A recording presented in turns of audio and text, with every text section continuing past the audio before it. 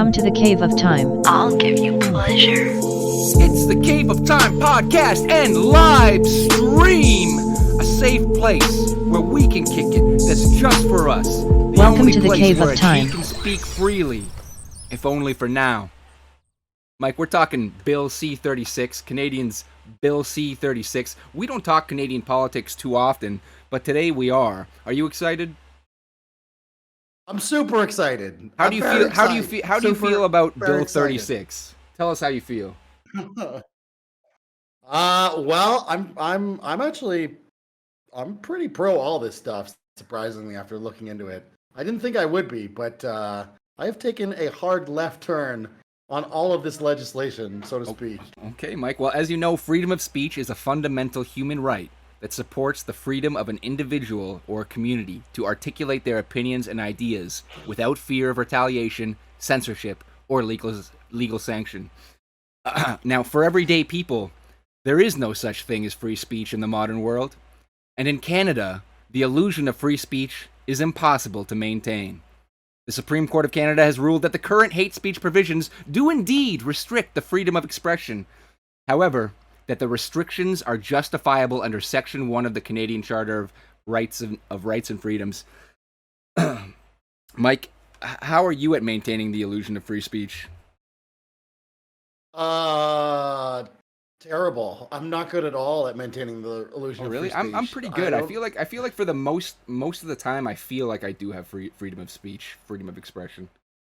Yeah, like most of the time, whenever this topic comes up, it immediately becomes obvious to me that where like the edges of the box are, like, and I feel like most people are not good at seeing where the edges of the box are so much that they don't even think there are edges. Yeah, I often forget that there are edges. I got to admit, I often forget that there are edges.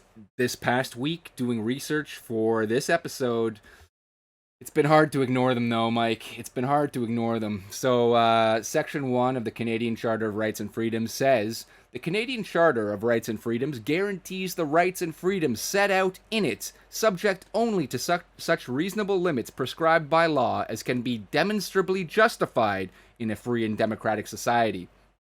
So there's some speech that is just not justifiable in a free and democratic society. We've got some of that right here, actually. Let me pull that up for the viewing audience on Odyssey. That's odyssee.com/@cave_time. I keep on forgetting to throw the @ in there, and now it's throwing me off. But it is what it is. We've got the several prominent cases of hate speech laws being enforced in Canada. We've got Bill Watcott. Bill Watcott. Do you know this case? I've heard of it before. I don't remember how to pronounce the last name, though. No, I've never heard of this. Oh, really? Okay, well, he was charged. I'm going to read directly from the CBC, friends of the show. Bill Watcott was charged with promoting hate after he distributed flyers in Regina and Saskatoon in 2001 and 2002 that condemned gay sex as immoral. He published and distributed 4 anti-gay flyers in Saskatchewan that used words like filth, propaganda, and sodomy to describe gay relationships and discussions of equality. The court found that it was unreasonable to find the second two flyers contain expression that a reasonable person would find as exposing or likely to expose. Legal jargon, Mike. Legal jargon. Basically, this guy got in some trouble with the law. He got charged $7,500 in fines over this. That's one notable case. Look at his shirt. Go up and look at his shirt. He wore that to court, actually, Mike. So this guy's wearing a shirt that says, and at least I think this case, he actually wore that. There was another case where somebody was wearing that to court, if not. It's so funny that they don't publish the documents that he was distributing. Like, there isn't a copy of it here in this news. Yes. Well, I mean, you can't publish it, right? And that's we're gonna talk further about. But it's like, because you can't publish it, like, your imagination, based on the way it's set up, your imagination assumes like the worst thing that you can think of. Yeah. So it, like, whereas if it was published, you might look at it and say, that's not that offensive. What? I thought it would be way worse than that. So we've got another case, telephone hate. John Ross Taylor, a self-described fascist, was jailed in Ontario in the 1980s for his telephone messages promoting his ideology. What, he We've got just called Ernst. people up on the phone? Yeah, I don't remember the exact case, but just telephone hate, Mike. It's telephone hate. Ernst Zundel, have you heard of this guy? No, I've never heard of this guy. Are you serious? Dude, I thought you've been researching free speech in Canada.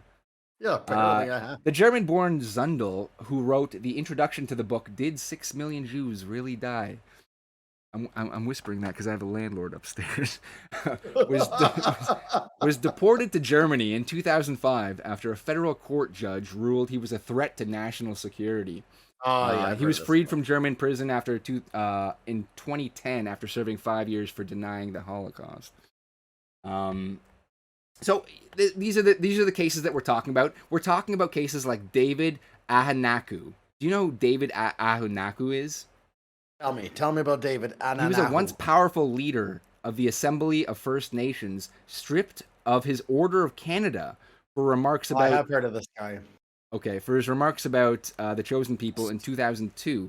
So I actually, because I just before the show, I was pulling up these real quick, like what's not acceptable in Canada, and I tried to find his remarks. I couldn't find them anywhere on the internet. Perhaps they're somewhere out there. They're certainly not on YouTube or BitChute or returning in any Google search.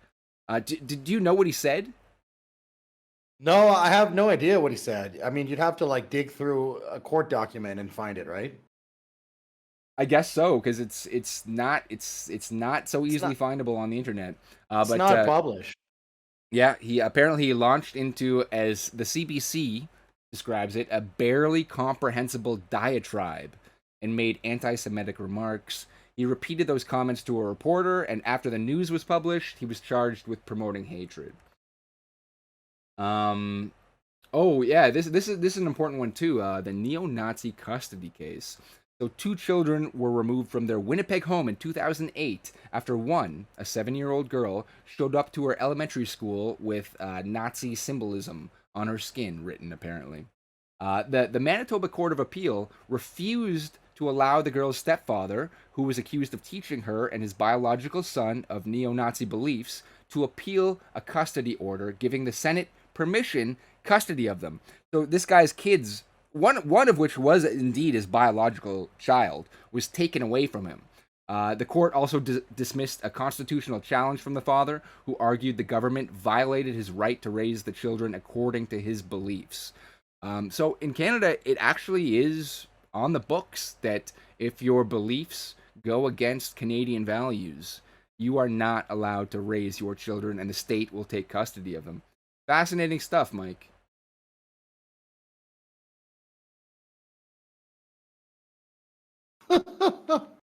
It's like, did you not think all this was true before you started researching this? Like, this was pretty much my understanding of Canadian culture. I would have thought that if something like that ever became a trend, that the law would step in and stop it from becoming a trend. But these things are all like really one-offs that we're talking about.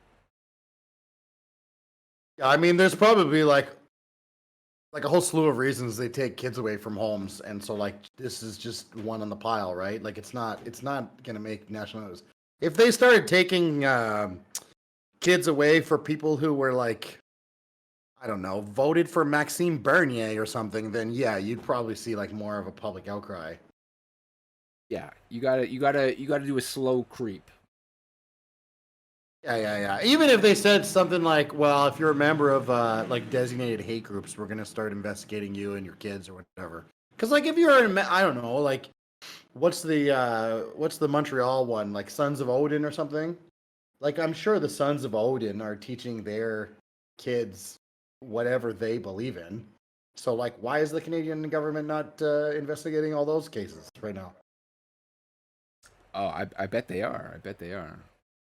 But we're not seeing like children be snatched away and put into custody, and like it doesn't seem to be. I mean, who knows what's happening? We're gonna get into that a little bit later. The Canadian news runs a little bit different to the rest of the world, so anybody listening in India right now might not even know what we're talking about when we talk about how the news runs. Well, we might not even know what we're talking about because the various laws that define hatred actually don't define hatred. They don't actually. The various laws in regards to hate speech and hate propaganda don't actually define hatred. That might change soon because we're talking about Bill C-36, which actually does finally define hatred. You know what hatred means, Mike? That's how I feel about certain group of people.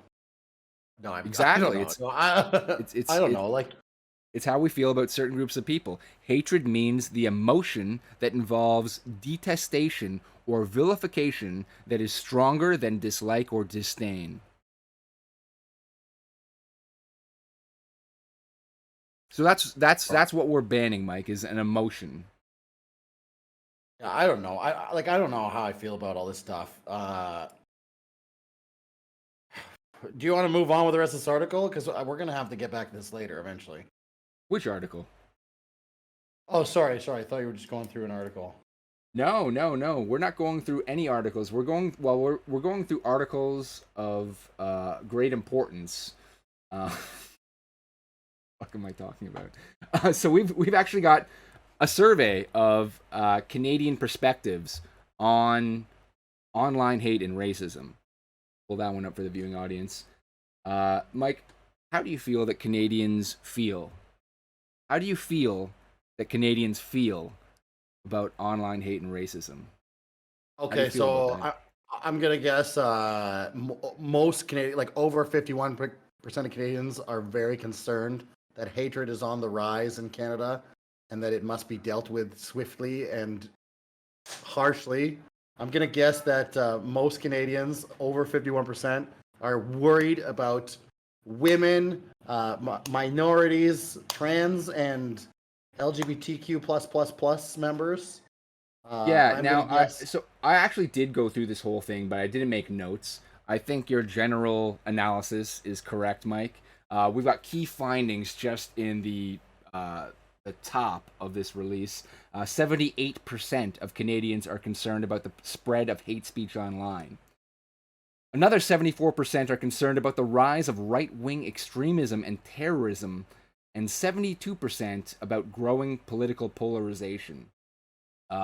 Now, so concern, it's like, okay, maybe even I would be on board with that. Oh, am I concerned? Oh, yeah. Well, I'm interested. Do I have a level of concern? I guess you could say I'm concerned.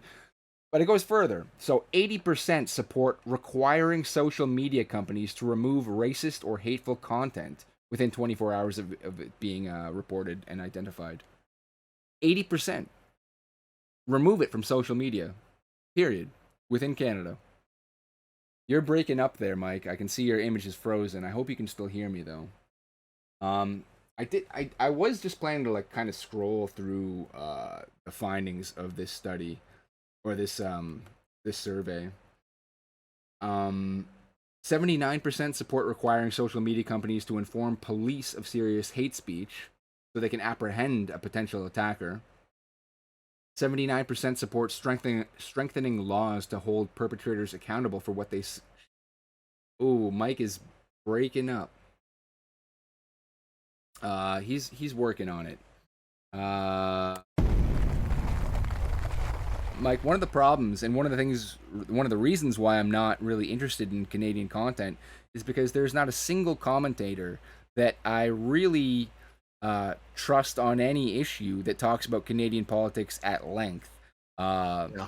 so when you look abroad, you can say you could look at a source like Democracy Now in the United States, and you could say that well, I trust them to give me the honest what do you want to call them, social democrat, no, not even borderline Marxist take Yeah, on yeah, any yeah. issue. I trust them to be highlighting those issues.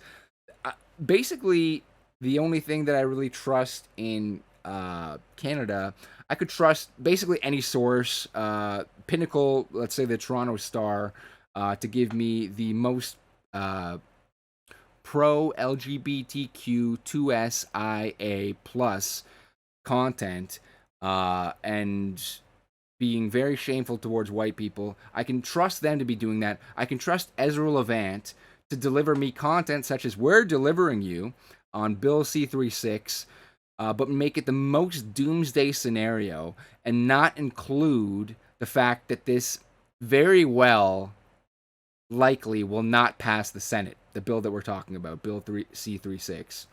I trust him to do those types of things. And that's about all the trust that I have in the Canadian media. Okay, but this is kind of funny because if, like, the spirit of Bill C-10, which is the precursor to this, these hate speech laws on the media. Yeah, well, so let's talk about that for a second, because I summarize this in our messages to you as like Bill C-10, and this is very glib. Bill C-10 makes Justin Trudeau king of the internet. Bill C-36 defines what the rules are for the internet. But how would you define the well, so I think the spirit of Canadian Bill C-10 is actually positive for us.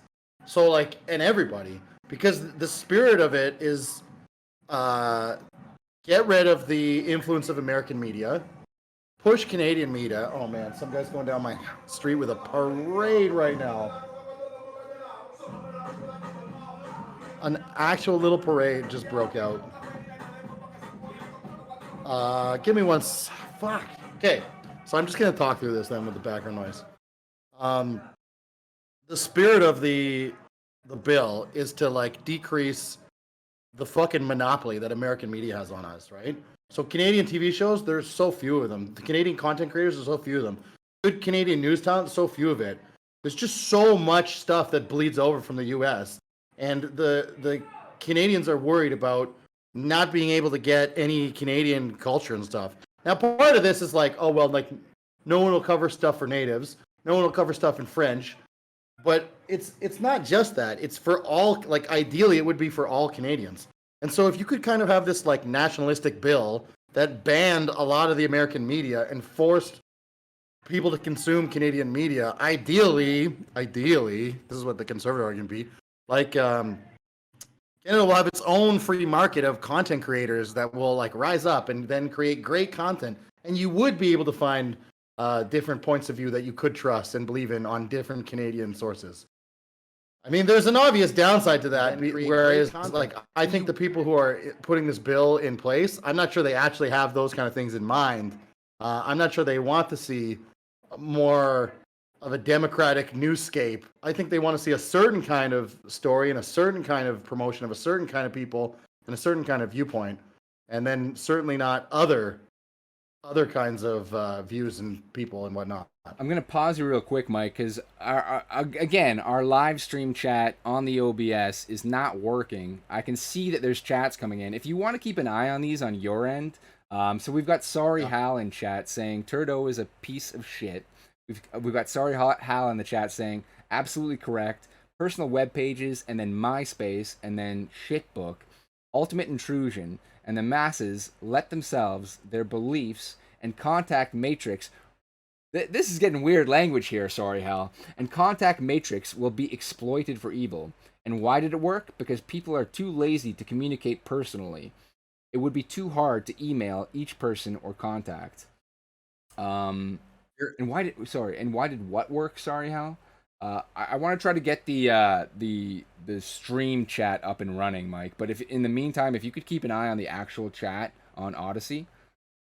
I'm gonna need you to check on it. My internet just won't support me to have, like, that much bandwidth going through right now. Sorry about that, man. Yeah, no worries. But yeah, so I mean, like, what do you think about that? What do you think about that, though? Like, if the spirit of the bill was true and it wasn't a deception, and the reason for us to have Bill C-10 was so we'd hear, like, you know, more Alanis Morissettes and more Justin Biebers on the internet than we currently do. Like, don't you think we would hear more of the Killjoys and more of whoever else, like the small Canadian content contributors? It's like, just think about growing up when we listened to the radio. We heard a ton of Canadian music from bands that, you know, were really completely irrelevant outside of Canada, right? Yeah, I mean, so Rusty was a good alternative band. Killjoys had that one good hit. Yeah.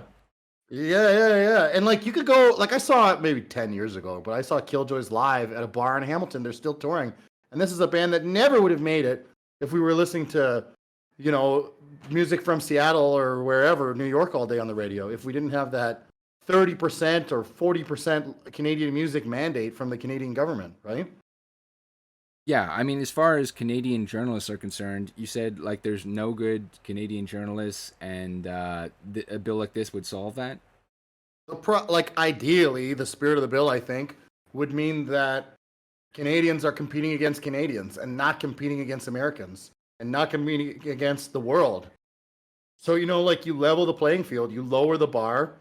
Um, it'll mean that, like, you know, you get a whole bunch of mediocre people who can actually rise up and get popular. And I think, yeah, I think some of those people are talented and we just don't know about them because it's so hard to break through, right? So if we made it easier for them to break through, I think we'd see some gems in the rough, you know, some diamonds in the rough. In Canadian journalism, In Canadian journalism, yeah. Now, I don't think so. I totally disagree. why what's your disagreement about though? Why do you think that? Do you just think there's nobody in Canada who's capable of interesting takes on politics or covering stories in a way that you would find to be of high quality? No, so for the first, sorry, I'm trying to set up this like live chat thing while I'm talking. I guess I'll just put that on pause for now. So first of all, we've got the Canadian government who gives millions of dollars to media organizations that they like, right? Like they won't give those millions of dollars to a company like Rebel Media, for example. They don't like what they're saying there. So Yeah. you're already inhibited if you don't toe the line as far as what the government wants you to say and things that will appease the government.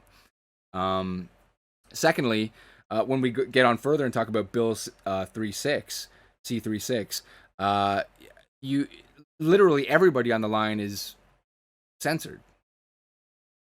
Yeah, so I mean that's kind of a problem that Canada has, right?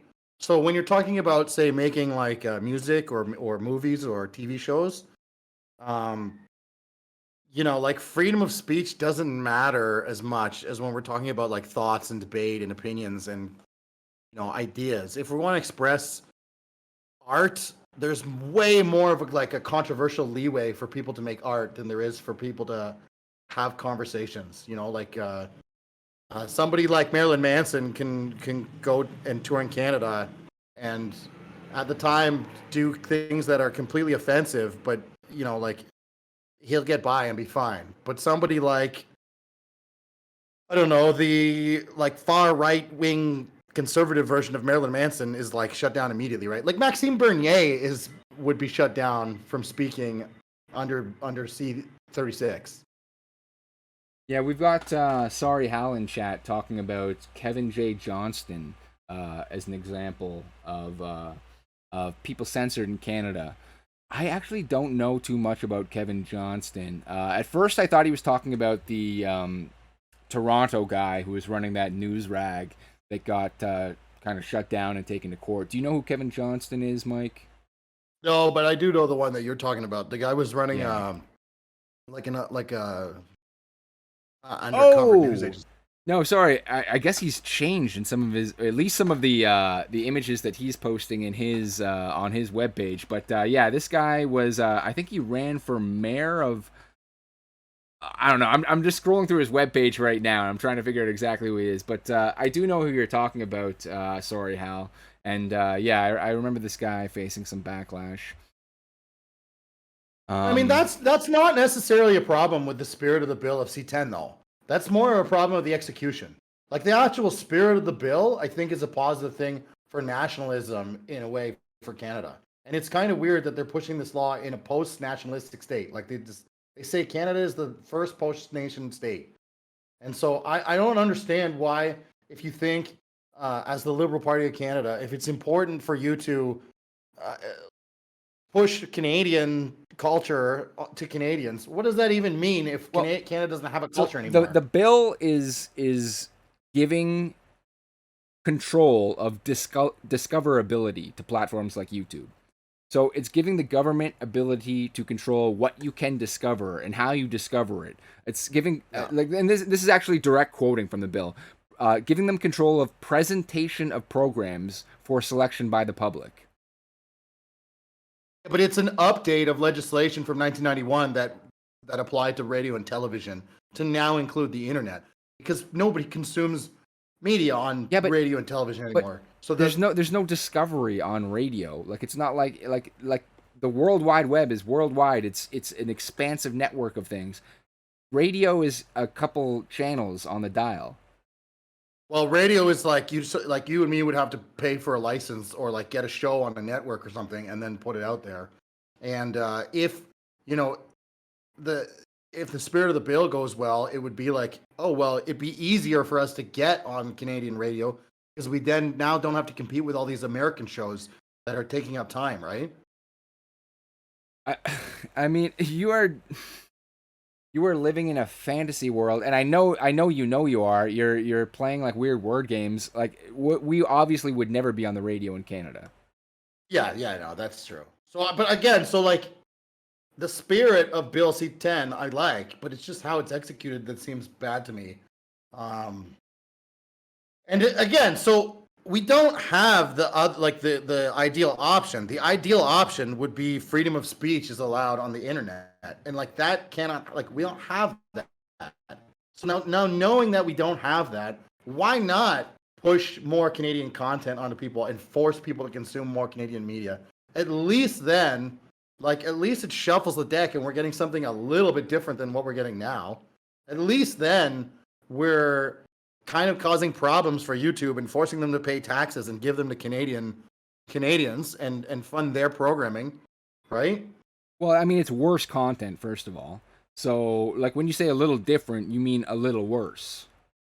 Yeah, it has to be worse by nature because instead of pulling from the population of the globe, you're pulling from the population of Canadians. So, it has to go down in quality. If this content was just as good in quality, it would stand on its own, right? Like you wouldn't need to put these laws in place, but they do exist because this is what Canadians want. And I think that's the same as like closing the border so that you don't let in a whole bunch of engineers from Pakistan so that Canadian engineers can get jobs in the engineering field. Like, how is it any different? How is it any different? Sorry, I'm doing so many things on the fly. What? Okay, so let's say you close the border and you're like, we're not going to let engineers from Pakistan come to Canada or any other country until we hire X number of Canadian engineers because we want more Canadians to have jobs in engineering. We want more Canadians to be involved in engineering, and we want to help Canadians get those jobs and be able to have a living for themselves. If you're doing this BLC-10 stuff where you're like, okay, I want less American content creators making money off Canadian views. I want more Canadians to be able to have more money go to them and to be able to create content. Who cares if the bridges are not as nice? Who cares if the architecture isn't as nice? Like it's for Canadians, by Canadians, and it's money for Canadians. That's the spirit of the bill, in my opinion. Sorry, Hal says YouTube is bye-bye. Everyone with free speech is coming here and other alt media. It is not what they want you are being taken over by. It is not what they want you are being taken over by the Islam and the Chinese. Sorry, Hal. I don't like. So, Mike, you're more of an expert in Bill C-10. I understand that a platform like Odyssey that we're on broadcasting right now would still be affected by these bills. Yeah, well, it depends. So it depends how they legislate. Because conservatives were saying things like, "Oh, well, it should only affect companies that are making over $250 million in revenue." So like they're trying to pin it to bigger companies like YouTube and Facebook and Twitter and stuff. So that, this bill hasn't been passed yet. It's been rejected by the Senate. Maybe in a rewrite, they'll have to, put something like that in to get it passed. It seems unclear. And to be honest, it seems unlikely. It seems like the way the Canadian government actually works is they favor big companies and they don't favor the little guy at all. You know what I mean? Like it's kind of like Bill C-10 is great in theory and then just like garbage in practice. But given the state of everything else that's going on in Canada, I'm still for it because I think it'll damage big tech companies And I think it'll make more people like walk away from platforms like YouTube and spend less time on Facebook and spend less time wasted on the internet, to be honest. Yeah, so we were talking about this before, and in the morning you were saying that you support Bill C-36 and Bill C-10, and then when I asked you further, you were saying that you support them basically because you think that they're actually profound failures, and I made the analogy that okay, these are bills that are to make a house more safe, and you like them because it will actually make people abandon the house completely. Yeah, totally. So Yeah, like, well, go ahead. well, I just don't think that's true. I think that censorship works, like when it's done in completion, when it's done in totality, it works and it works very well. I don't know though, because the internet's not television licenses and Mike, radio I see licenses, you right? as like a thinking outside of the box neo-Nazi in Germany, and the government's trying to put all these bills on the line, saying like, "Oh, you're not allowed to deny the Holocaust. Like, if you say this, we're going to put you in jail." And you saying like, "Well, now people are going to think that even more." Now they're going to deny the Holocaust even more because it'll be so obvious that it never happened. No, it's not quite like that, right? Because when you have to build like the mechanisms to control the internet, so first of all, the Canadian government is going to be terribly slow at this, right? They're going to say YouTube, okay, like YouTube, you got to push 90% of your content as Canadian content, for example. And then YouTube's going to be like, well, that's not how our algorithm works. We can't do it. And so they'll have to be fined, and like it'll put YouTube in court a lot. They'll sue the Canadian government. They may have to pull out for a bit. Like it'll tie a whole bunch of resources from YouTube up in court at the very least, if not take it away from them. And then while all of this stuff is going on too, hopefully smaller platforms like Odyssey can actually grow while they're trying to figure out how to work the law. Because like Canadian government, I don't think is going to spend a lot of time regulating something like Odyssey when YouTube is out there being unregulated. Like they're going to have to focus most of their attention YouTube, Twitter, Facebook, right? Yeah, we've got Spike Proteus in the chat saying YouTube will not be watchable. Facebook will be shittier. Um, Dude, I I'm think not if they sure just that's true keep at on all. slowly doing what they're doing, a lot of people are going to remain on YouTube. Like the amount of changes that they've made just in the past 5, 6 years, if they made them all at once, you would have said, "Oh, no one's going to watch that." Yet everybody is staying on YouTube. Like you cannot watch the type of content that you used to be able to watch on YouTube anymore. And This is the and thing it too, right? not only is it still dominant, it's more dominant. Okay, but that's a good thing too. So like if right now YouTube is taking away freedom of speech, at a glacial pace, but it's happening every day. More and more people get cut off, less and less things allowed to be said. They're finding out the kind of people they want to erase and erasing them slowly. But if something like this happens and the Canadian government steps in and they're like, now you have to erase all of this hate speech and all that, it speeds up the process. And so So it'll make it less palatable to people. sorry, Hal is saying you can't do that to Odyssey because it's peer to peer. I mean, Odyssey, I guess it's still Well, they technically could, peer to peer. LBRY is peer to peer, but like from a creator standpoint, if I upload to LBRY, I kind of need to have like my computer open and have an active internet connection for people to be able to watch my stuff. Effectively, like I am the server. Odyssey kind of takes that upon themselves, like they are the server. Like once we're done this stream, we can just say, "Hey, we're done. Shut our computers." Odyssey is going to host it for everybody. Um, and like as far as this like LBRY peer to peer stuff, like I feel like I am way more tech savvy than the average person. I think you are too, Mike. And the average person is just not going to like as far as like content creation, especially. Uh, they don't understand like the first thing about these things. Um, that's the thing, right? So like people like you and me could find a VPN and then yeah, consume all that American content, no problem. But I think 70% of the population doesn't know how to use a VPN. yeah, I would say even more probably. Yeah, and they're like, I mean, it's a VPN is not a perfect solution. Like if you're trying to use a VPN, it slows down your computer a hell of a lot. Like it Yeah. makes it less usable. Um, So I mean, there would have to be like a whole sub internet created to get around this, and Canada could just outright ban Odyssey.com and just outright ban the library Exactly. protocol Yeah. Yeah. the Yeah. same way they banned like torrents. They could just Yeah. say it's illegal for you to consume media. Like you can't download a torrent in Canada without them threatening to cut off your internet service provider. Yeah. So what's to stop them from saying you cannot consume hate speech without them threatening to cut off your internet service provider?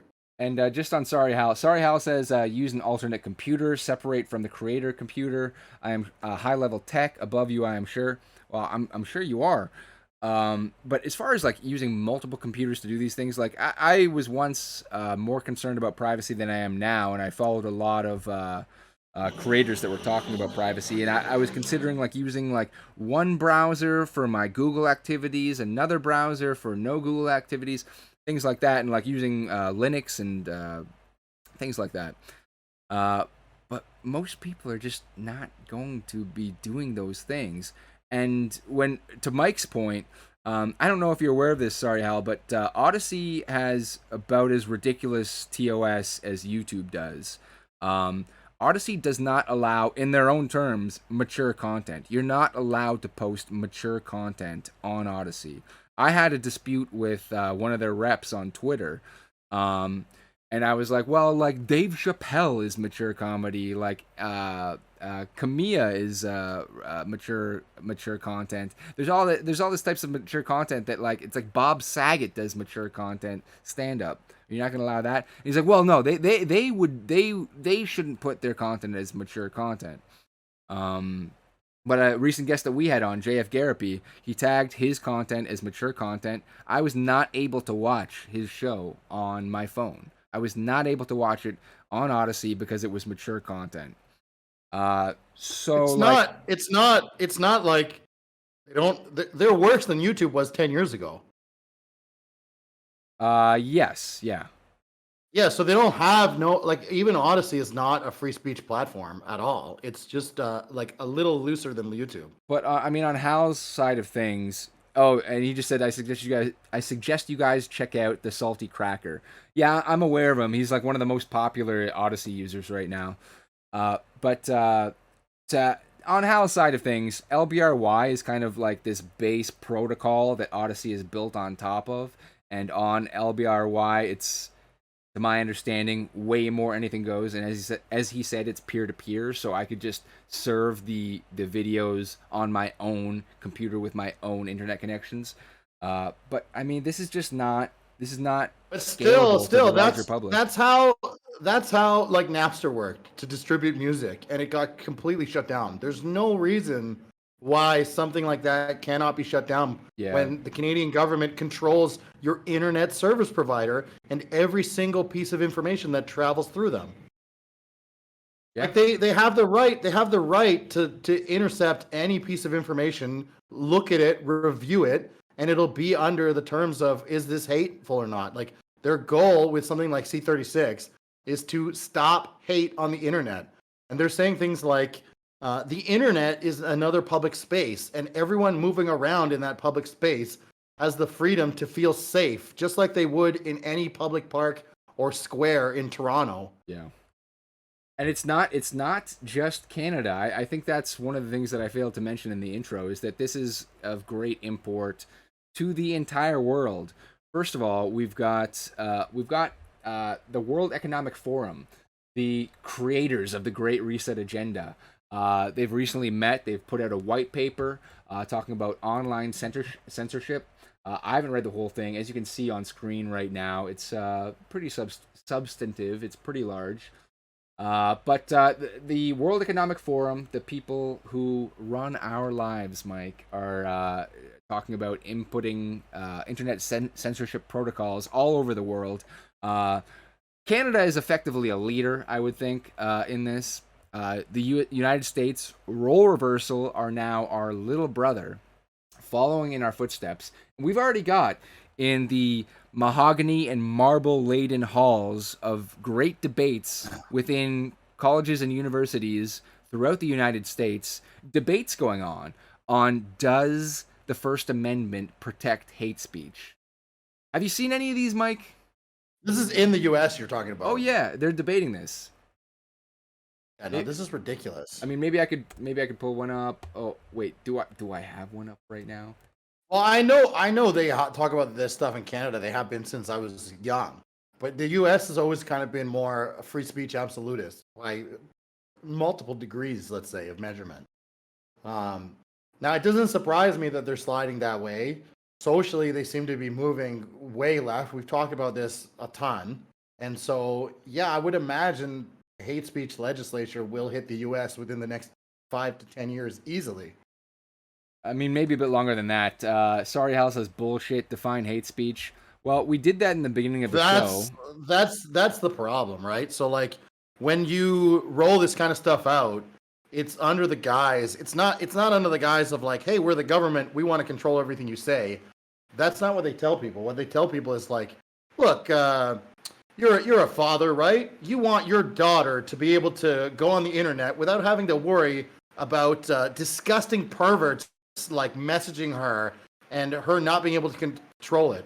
You want your husband, your brother, your friends and family to be able to participate in engaging in important discussions online that fortify our democracy without the fear of someone threatening to come to their house and murder them. And they say things like that, right? Like they say,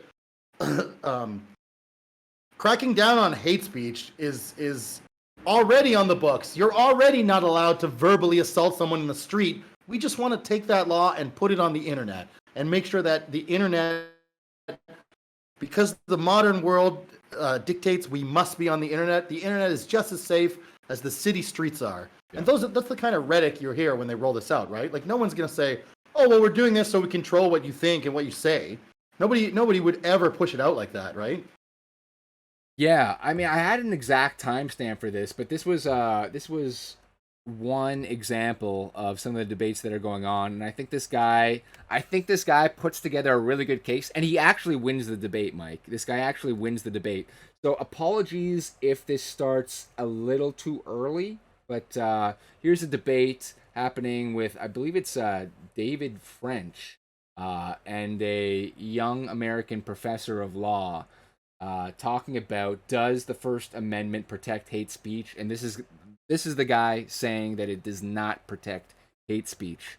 And he's got his own definition, basically, for full speech what the First is in Amendment fact protected by the First Amendment. Here we go. I think people can be justified in expressing hatred of a variety of things for a variety of reasons. Is there a problem with the playing or something? Rather, tonight I am concerned only with what I call in my work, in my books on this subject. Okay, I'll pause it. What's going on? You're muted. Press play right now? Yeah, press play. Let me just go back. Very clearly what I think is at stake. Okay, I can hear it. Thanks. In this debate. As I said in the Dallas Morning News earlier this week, I do think, actually, that most so-called hate speech, or maybe one should say hateful speech, is in fact protected by the First Amendment. I think people can be justified in expressing hatred of a variety of things for a variety of reasons. Rather, tonight I am concerned only with what I call in my work, in my books on this subject, anti-equality speech. To define it simply, this is speech that is really propaganda. It has as its aim the creation or perpetuation of inequality for a targeted group, which, when that group has been historically marginalized based on some shared identity characteristic like race or sex or sexual orientation, and where the inequality is accomplished through the dissemination of false or misleading information. Now, this is quite a narrow class of speech, as it should be, because I happen to believe that democracies ought generally to err on the side of more speech and not less. But anti-equality speech, understood properly, is understood as speech and action simultaneously. To be clear, I am not saying that it is action and therefore it is not speech. I am saying that in this context, the two are inseparable. Discrimination, which is really what I'm talking about, does not divide neatly into acts on one side and speech on the other side. Speech acts and acts speak. When it comes to social inequality, this is ineluctably the case. What is an inequality question a question of? It's a question of hierarchy. Speech, in very real and material ways, constructs social reality. It creates hierarchy, and people fill it. Now, what's the constitutional basis for a theory that would curtail some speech that qualifies as anti-equality speech? The answer to that question is the 14th Amendment and the 14th Amendment's commitment to equality. Originally, the Constitution, of course, contained no such guarantee, no such commitment to equality, but the modern doctrine of free speech, as Mr. French pointed out, has really crystallized only in the late 1960s, about 100 years after the ground on which our constitutional form of government sits had been resettled by the Reconstruction Amendments following the Civil War. And yet somehow, through the urging of mostly liberal organizations like the ACLU, the doctrine of free speech has developed as if the 14th Amendment did not exist. In my view, to exercise equality in any meaningful sense implicates speech in two important ways. First, you have to have a right to speak, which is to say you have to have a right to a positive right to your own voice, we'll put it that way. Second, you have to have a right to be free from speech that is designed to dehumanize and disenfranchise you in the public space. This recognition has, in some contexts in the United States, propelled the law to evolve to prohibit certain types of speech, such as a sign reading, "No blacks served here," or the words of a boss, "Have sex with me or you're fired." In fact, until very recently, this kind of speech has not been discussed legally as speech at all, but rather as action, with reference to what the words do in real time, which is to say discrimination. They do discrimination. And consequently, the Civil Rights Act and the legal structures that have developed to curtail racism and sexism in various areas of society is not generally seen as problematic viewpoint discrimination, but rather as a prohibition of certain kinds of acts, which are inconsistent with a societal commitment to equality. I'll pause it there. Yeah. So this guy lays it out beautifully, and like I said, he won the debate. So that's not to say that he made a huge shift in consciousness in the room, but they took a poll before the debate. It was 90% said that the First Amendment protects hate speech. At the end, it was 85. Now again, not really a scientific poll or anything, but I think just due to the fact, and we'll talk about Bill C-36 and how it might not pass the Senate, and I think it's important just for the fact that, well, A, it passes the House, B, it's being talked about in the sacred halls of the Canadian government, and just the fact that this conversation is being happening all over college campuses, all over every important arena of debate in the United States, and they are winning over people, and public consciousness, if you look at any polling in a democratic, quasi-democratic society, if you look at any polling, the public consciousness is being swayed this way. Mike, it's distracting. Where are you? Are you not? Can you hear me, Mike? Okay, Mike is off the line. Mike is off the line. So I'm speaking to the audience. Sorry, Hal. You said those who are willing to trade liberty for freedom deserve neither. Ben Franklin. That's a timeless quote, I would say. Now, if you accept, so it seems like Mike and I talk a lot on the podcast about a power vacuum. It seems like the American experiment is playing out. And they left a sort of power vacuum. And it is now being filled. It is now being dominated, and power is being taken. So you said that quote, those who are willing to trade liberty for freedom, or liberty for freedom deserve neither. I don't think that's the, no. I don't think that's the right quote. Sorry, Hal. I said that like it was the right quote, but I don't think it is. Those who are willing to deserve liberty for freedom. I don't think that's the right quote. Sorry, Hal. I'm gonna try to pull up those who are willing to trade liberty. I think it's liberty for security or freedom for security. Ben Franklin. I'm trying my best to get back on here, Jason, but my connection's just brutal. It's okay. Just keep trying. Yes, so the quote from Ben Franklin is, those who would give up essential liberty to purchase a little temporary safety deserve neither liberty nor safety. Yes, I would say that is the timeless quote. But I also would put forth another quote to you, sorry, Hal. This is from the Founding Fathers as well. America could not survive ignorant and free. They needed to, well, this is not a direct quote, but they said that America could not survive ignorant and free. They need to educate themselves. Educate themselves on the Constitution and the need for the Constitution. Now, for whatever reason you might posit, that doesn't seem to be happening. And in lieu of that not happening, there will be a force that takes power, and there will be a force that exercises itself in negation of free speech. And I think we're seeing that happen, and I think that it's beautifully happening in this debate that we just watched a little segment of. Mike, are you back on the line? I think so, but I can't control it. Like, I'm in the middle of a hurricane right now. It's a little hurricane, but it's a hurricane nonetheless. Okay. Well, I was hoping we'd have more of a discussion because I don't really have like a roadmap per se that I Well, can just go. so just I missed the part of the discussion that he was saying, the debate. So he was saying that, like, traditionally these kind of things were applied to acts of discrimination and not speech. And then what? He just goes on to say how an action is the same as a speech, or speech is what? The precursor to action, and we need to stop it before it happens, or something like that? Well, he brings up the example of speech saying, like, putting up a sign saying, like, "Black's not welcome in this store." Like, that's not allowed. And the attack on that is, well, that's actually an action. You're actually barring someone based on, a racial protected characteristic.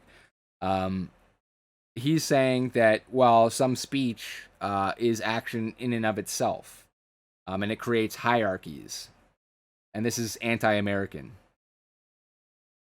due to the 14th Amendment. Yeah. So, I mean, it's very, like, this is like almost a Marxist argument, is it not?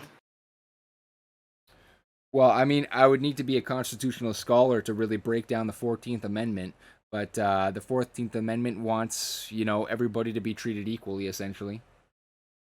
Yeah. Okay, but the 14th Amendment isn't meant to erase the First Amendment, right? And so the First Amendment guarantees freedom of speech, and the way it does it by giving it to everybody.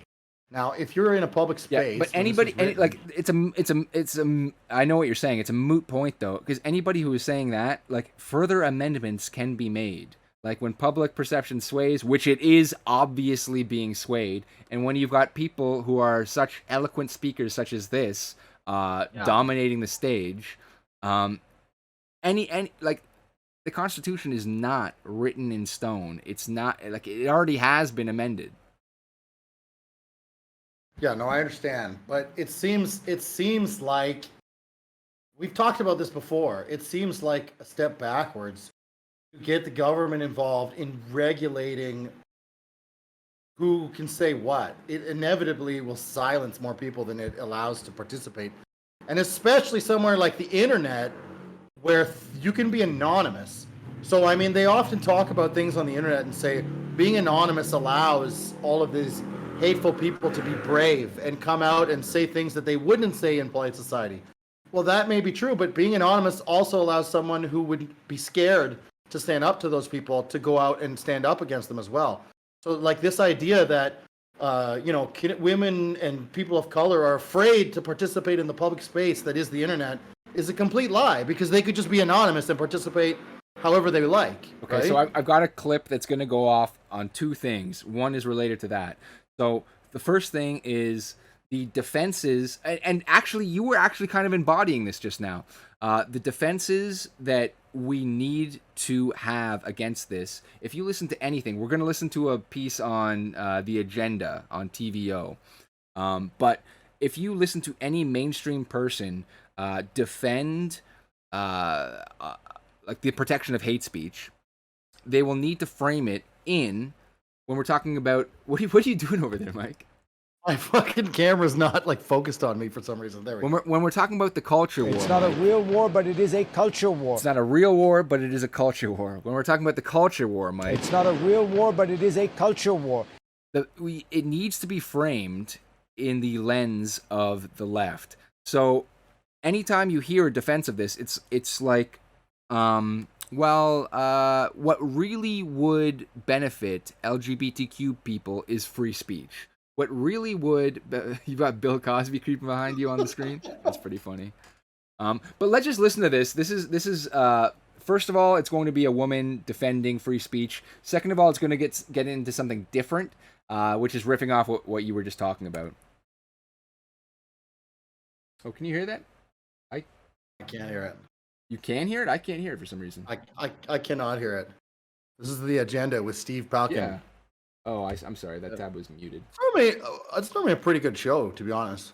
Oh, I despise it. that they felt Nice. because the Supreme Court dealt with the pornography case. They were very concerned about harm. They were particularly concerned about the harm that they felt pornography posed to women. And lo and behold, a lot of that standard ended up to curb the expression of gays and lesbians, and there that group came out and said, this is our freedom of expression. We're being discriminated against because you don't like the content of this material. It may be offensive to you. We don't feel it's harmful. And in fact, I mean, I think many women take issue with the position that the Supreme Court has taken on pornography. So the question is how closely we think this harm is linked. And we obviously have a fundamental disagreement about whether hate speech leads to this direct kind of harm or whether it may not, whether actually it might be better to know who the whatcots are out there so that we can disagree with them and counter their speech expose and denounce them and it. sanction them and so on. Well, there's a continuum. So he's about to get into something else. I just wanted to put a ribbon on that. They're talking and this is time and again, even in this episode, I watched the entire thing, and they'll basically say things like, well, there's a concern about the security and safety of Muslims in the community, and for that, some people are saying we need to regulate free speech. But they'll be even safer if we don't regulate free speech. So it needs to be framed in that lens. You'll see time and time again. But now we're gonna get further. Of harm. It starts from rejective behavior. It starts from the individual effects, such as there are increased rates in suicide, there's depression, there's anxiety. It leads to discrimination. It can lead to incidents of violence. While representing only 3% of the population in 2008, African Canadians were the target of almost 40% of race-motivated crimes. There's genocide. So it's along a continuum. So I love this because this is actually brought out time and time again. It's like, well, people are suffering, Mike. People are suffering. So we need to alleviate their suffering by, regulating free speech. So he brought up a couple things there. We can talk about the suffering of people. We've got suicide rates. These are down for women. They're up for men. So if we want to alleviate the suffering of people, we need to start thinking about what speech needs to be regulated to really make men feel safe. In suicide rates, there's a wash between suicides for men are way higher than suicides for women. Exactly, they're way higher. And as far as race is concerned, it's kind of neck and neck between white people and indigenous people. They are winning the suicide championships. It's one of them. Blacks actually have the lowest suicide rates. You want to talk depression? Depression rates for women, yes, they're up. But obviously that has nothing to do with biology. Obviously, that's totally systemic, and maybe hate speech legislation can correct that societal error. But between races, white, black, Hispanic, neck and neck. Asian is way down for depression. So perhaps we need to focus on less anti-Asian rhetoric and focus on some of these other categories. Now, drugs, whites are overdosing way more than any other race. Asians, once again, are way down. So there's been a lot of concern about anti-Asian rhetoric and how we can regulate that online. Perhaps we need to stop focusing on that. Now, you want to talk about the actual commitment of hate crimes. United States often runs very similar to Canada. It's a lot more difficult to find statistics in Canada. There's a lot more attention placed there. Right now, we've got the FBI statistics for the number of hate crimes committed by race and ethnicity. And you look at it, and you say, well, whites are kind of overperforming. Now, if you consider the actual population of the United States, we've got the white population, 60.6% of the population at the time, at 2017 when these stats were taken. And for the viewing audience, we'll pick one category out of this. We've got category of hate crime and we've got category of offender race. The first category of hate crime is anti-ethnicity or anti-race. Offender race, African American, 589 hate crimes in 2017. Offender race, white, 1,816 hate crimes in 2017. Offender race, Hispanic, 87 hate crimes. Offender race, Asian American, 19 hate crimes in 2017. But if you adjust this for the population size, as I said, the white population, 60.6%. If you adjust the, let's choose the black population, the African American offender race. If you actually amplify that to the point where they would be 60.6% of the population, that would equal around 2,900 hate crimes committed in 2017. That would make them double the amount of every other race of offender hate crimes for anti-ethnicity or anti-race hate crimes. So I'm thinking, Mike, we really want to equalize. We really want to make people feel safe. We've got a lot of problems in the white community as far as depression, suicide. We got a lot of problems in the black community as far as anti-race hate crimes. I'm thinking we really got to figure this out. We really got to crack down, reach out to the black community and say, hey, you guys got to stop committing these anti-ethnicity hate crimes. How do you feel about that, Mike?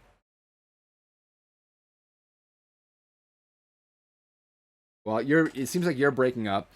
We've got Sorry Hal in the chat. Are you people blind? Islam is taking power along with the Shiite Muslim. Because men are hated. Who took this poll? This isn't a poll. I think he was referring to the other one. Yeah, I mean the other one is a. Do I still have that up here? Oh no, I think he's actually referring, because that poll was a long time ago. Sorry, Hal, if you're talking about the hate crimes poll, it's not a poll. It's FBI crime statistics. He's saying garbage poll. I don't know what he's talking about.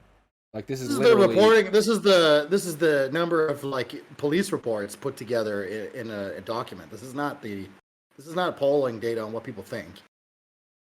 Yeah, I don't know. Maybe he'll get back to us on that. Yeah, sorry about cutting in and out there. So like, it's kind of hard for me to comment. I'm actually getting so little of this content right now. But you were talking before about this girl, and she was saying like, well, what about like the government banning pornography? That actually puts LGBTQ people at risk. And I'm like, man, like we don't have pornography on radio and mainstream television. Like it's not allowed there. Why should it be allowed on the internet? Like why shouldn't you have to pay extra to subscribe to that? Why should any child be able to log onto the internet and find tons and tons of pornography easily? Maybe the government should ban that. And if they're okay, so what are they going to take away from us? They're going to take our hate speech with it? Like is this the worst thing in the world? If the internet just exists as a place the same way television and radio exist, what's wrong with this? Well, I mean, it is very different. So radio, for example, like I said before, there's only so many notches on the dial you can turn to. The internet is endless. Sure, but it would become not endless if the Canadian government is going to start picking what kind of content can get through. Like certainly, so we're talking about the edges before. Certainly the edges will shrink in real fast. Like already we have people. What was it like? The Daily Stormer can't get like a company to put their page on the internet in America anymore. Oh, not even that. I mean, they can't get companies to defend them against DDoS attacks. Yeah. Okay. So like we already have the internet as a whole kind of fighting hatred slowly, however slowly. Why not? Why not let the Canadian government step in? This is an argument I hear from the right a lot. They say, well, like, oh, well, Google can't keep a hold of its hate speech. What makes you think the Canadian government could? And it's like, well, are they even trying? Is Google even trying? Like, why not let the Canadian government have a crack at it? They've been perfectly able to do things like stopping people from sharing music and videos through sharing platforms. Like, what? Torrenting is down. Like, I don't know a single person who uses torrents anymore. What? In Canada to download. I like most of the people I know who consume media, they don't use it. They'll have subscription-based fees. They'll do Netflix. They'll do, like these big platforms have come in and basically, slash that down to nothing. Now, who uses Napster anymore to share music? Well, yeah, not Napster. But that's but the point. Pirate Bay is still a very big thing. Pirate Bay is it's not even close to as big as it used to be. No, probably not. I mean, yeah, like companies like Netflix definitely have taken a large share of the market as far as that. The thing about something like Pirate Bay was that there was no other thing available, and people wanted access to all this stuff. And then like a streaming service came out, and most people are like, well, now I get all the music I basically want, so I'm fine with that. So like if Canada put out some sort of political, I don't know, iron curtain, and 90% of the Canadians, we know what they're like. We know the kind of content that they want to consume. It's boring pablum. They're going to be happy with it as long as they have access to things that they think are edgy enough to keep them satisfied, right? Like they won't care. They won't even know what they're missing. Sorry, Hal's got a problem with FBI statistics. This is like, well, so what? We can trust the FBI? First of all, looking at this chart, it makes me think that hate crimes are not a problem at all, which is not what I would think the FBI would want me to think. Second of all, yeah, I guess at first glance, if you don't have a rudimentary understanding of how to interpret statistics, it makes white people look really bad. But even just with basic knowledge of how to interpret statistics, it doesn't make them look bad at all. In fact, there's one category there that it makes look pretty bad. And it's not white people. So what's your beef with these stats? Sorry, Hal. And he says there are all kinds of torrents. People are lazy and dumb. They will just pay. Yeah, well, that's the thing, is that people are people. And I think that a lot of the times we talk about this, we don't recognize that the fact people are people.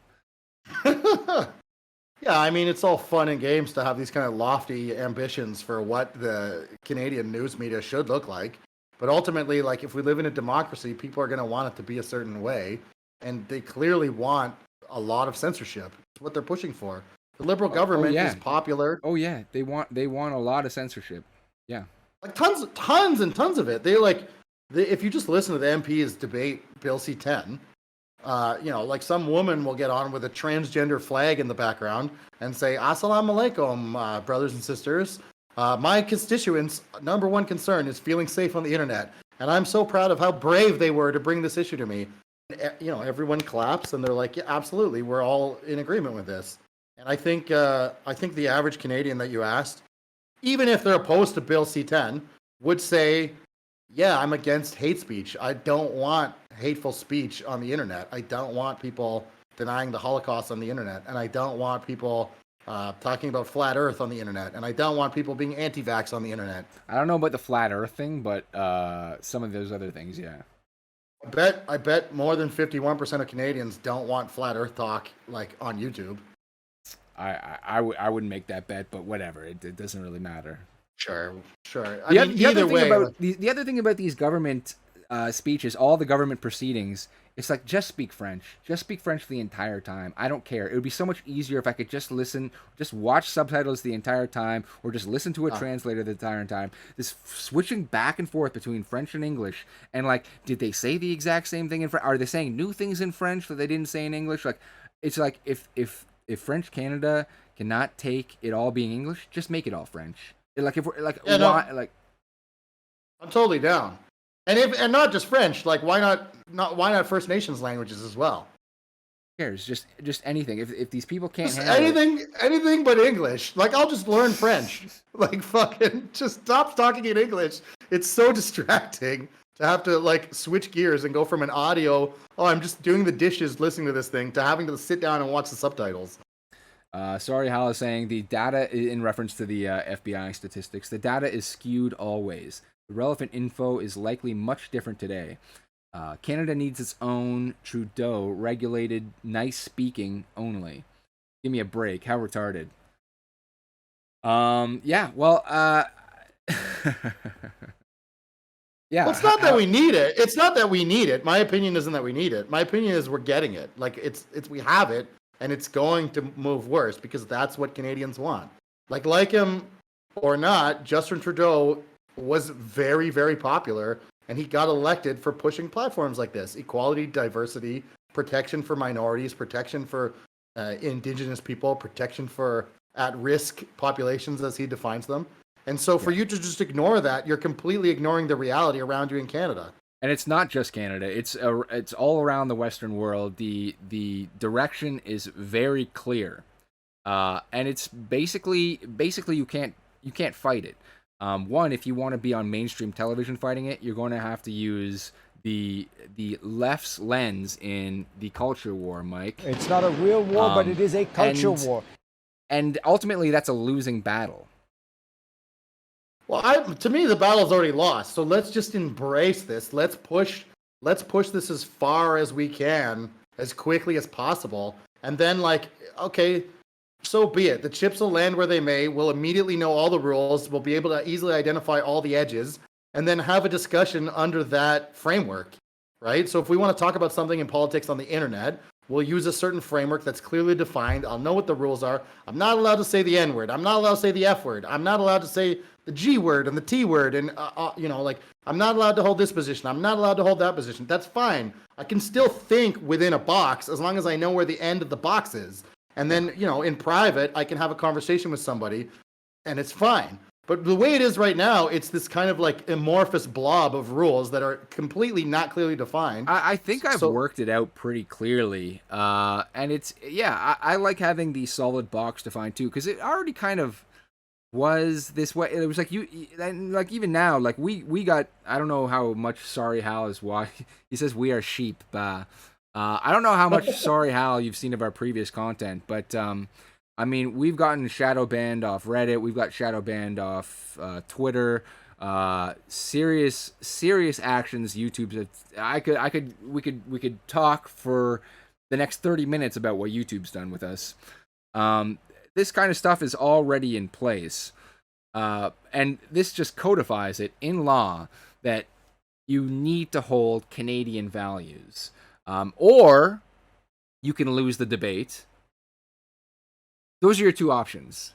You need to hold Canadian values or ultimately lose the debate. If you disagree that trans women are women, if you disagree with the mantra of Canada's elite that diversity is our strength, or if you dare to wonder that the world might just be better off if women weren't in the workforce and didn't have the right to vote. If any of those things happen, you face two options.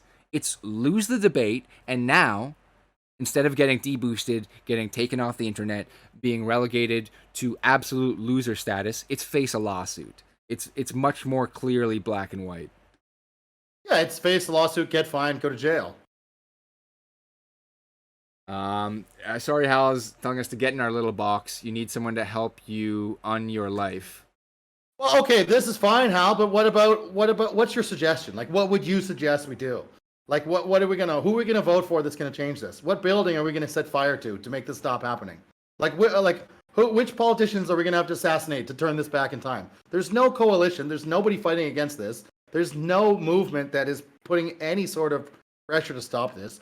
The Conservative Party of Canada is like the only people who are sort of lukewarmly fighting against Bill C-10 and Bill C-36 at all. And even then, they're making no success with it at all. And so, NDP's in line, Green Party's in line, Bloc's in line, Liberals are in line. Sorry, Hal says, you can debate all you want. You are losing your country. Diversity is an excuse to put BIPOC in comp. I think he means in corp people in and take you out. No balls.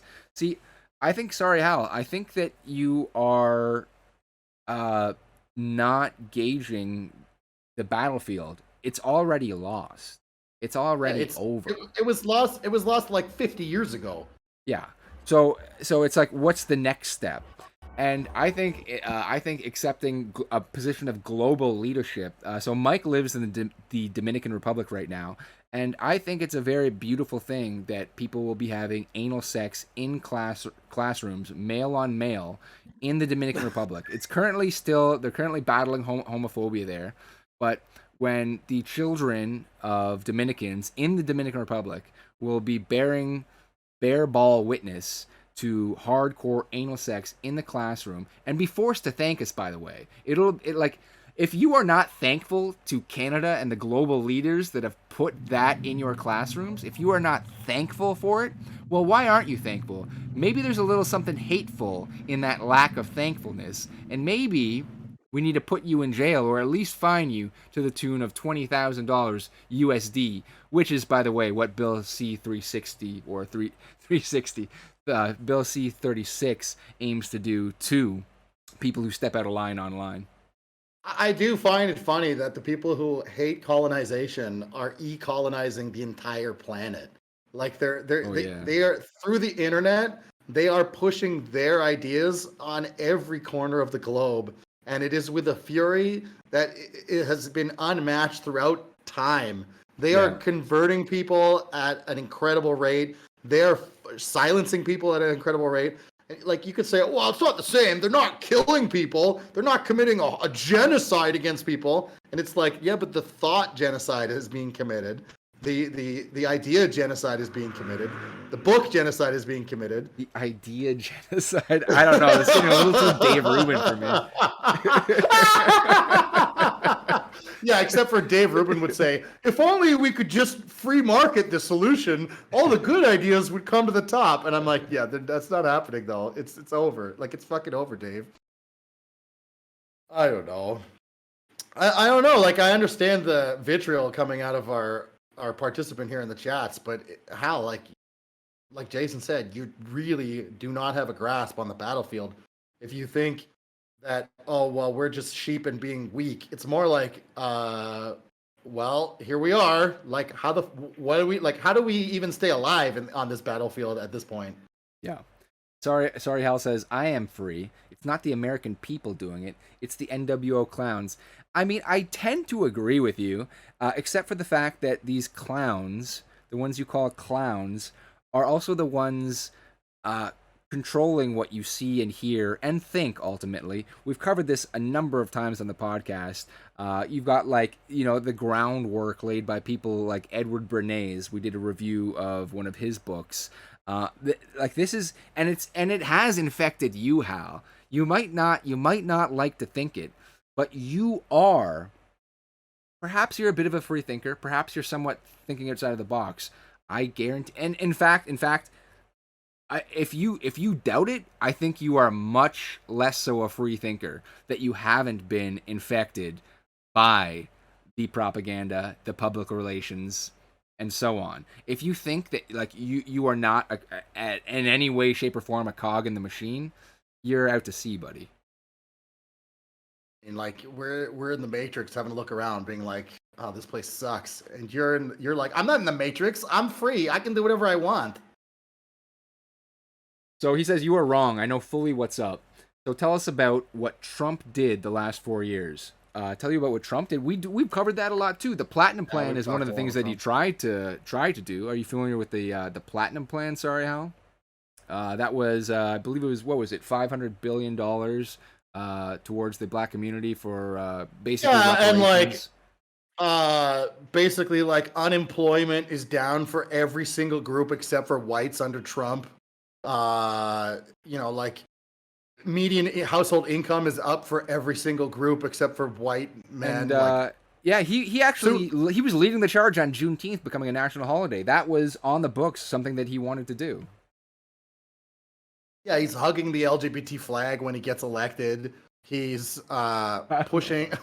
There's one picture at one rally. How many pictures do you need of him hugging an LGBTQ flag for him not to be pro LGBTQ? Do you think he just hugged it by accident? He was like, "Oh no, I thought that was a Nazi flag. What? How did they sneak that in there?" I don't know.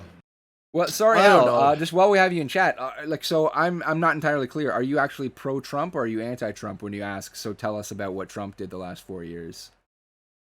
We'll wait for him to get back. Maybe he's tuned out now. Oh wait, he could not get in any people in his admin. He got a lot of people in. Like at what point do you realize that the hundreds of people that he put into positions of power, one could say, well, they don't represent the Trump agenda. At what point do you put the responsibility on him? Like, what about all the Supreme Court justices he put in, or all of the judges he appointed? Yeah. So sorry, Hal is pro-Trump. He's saying.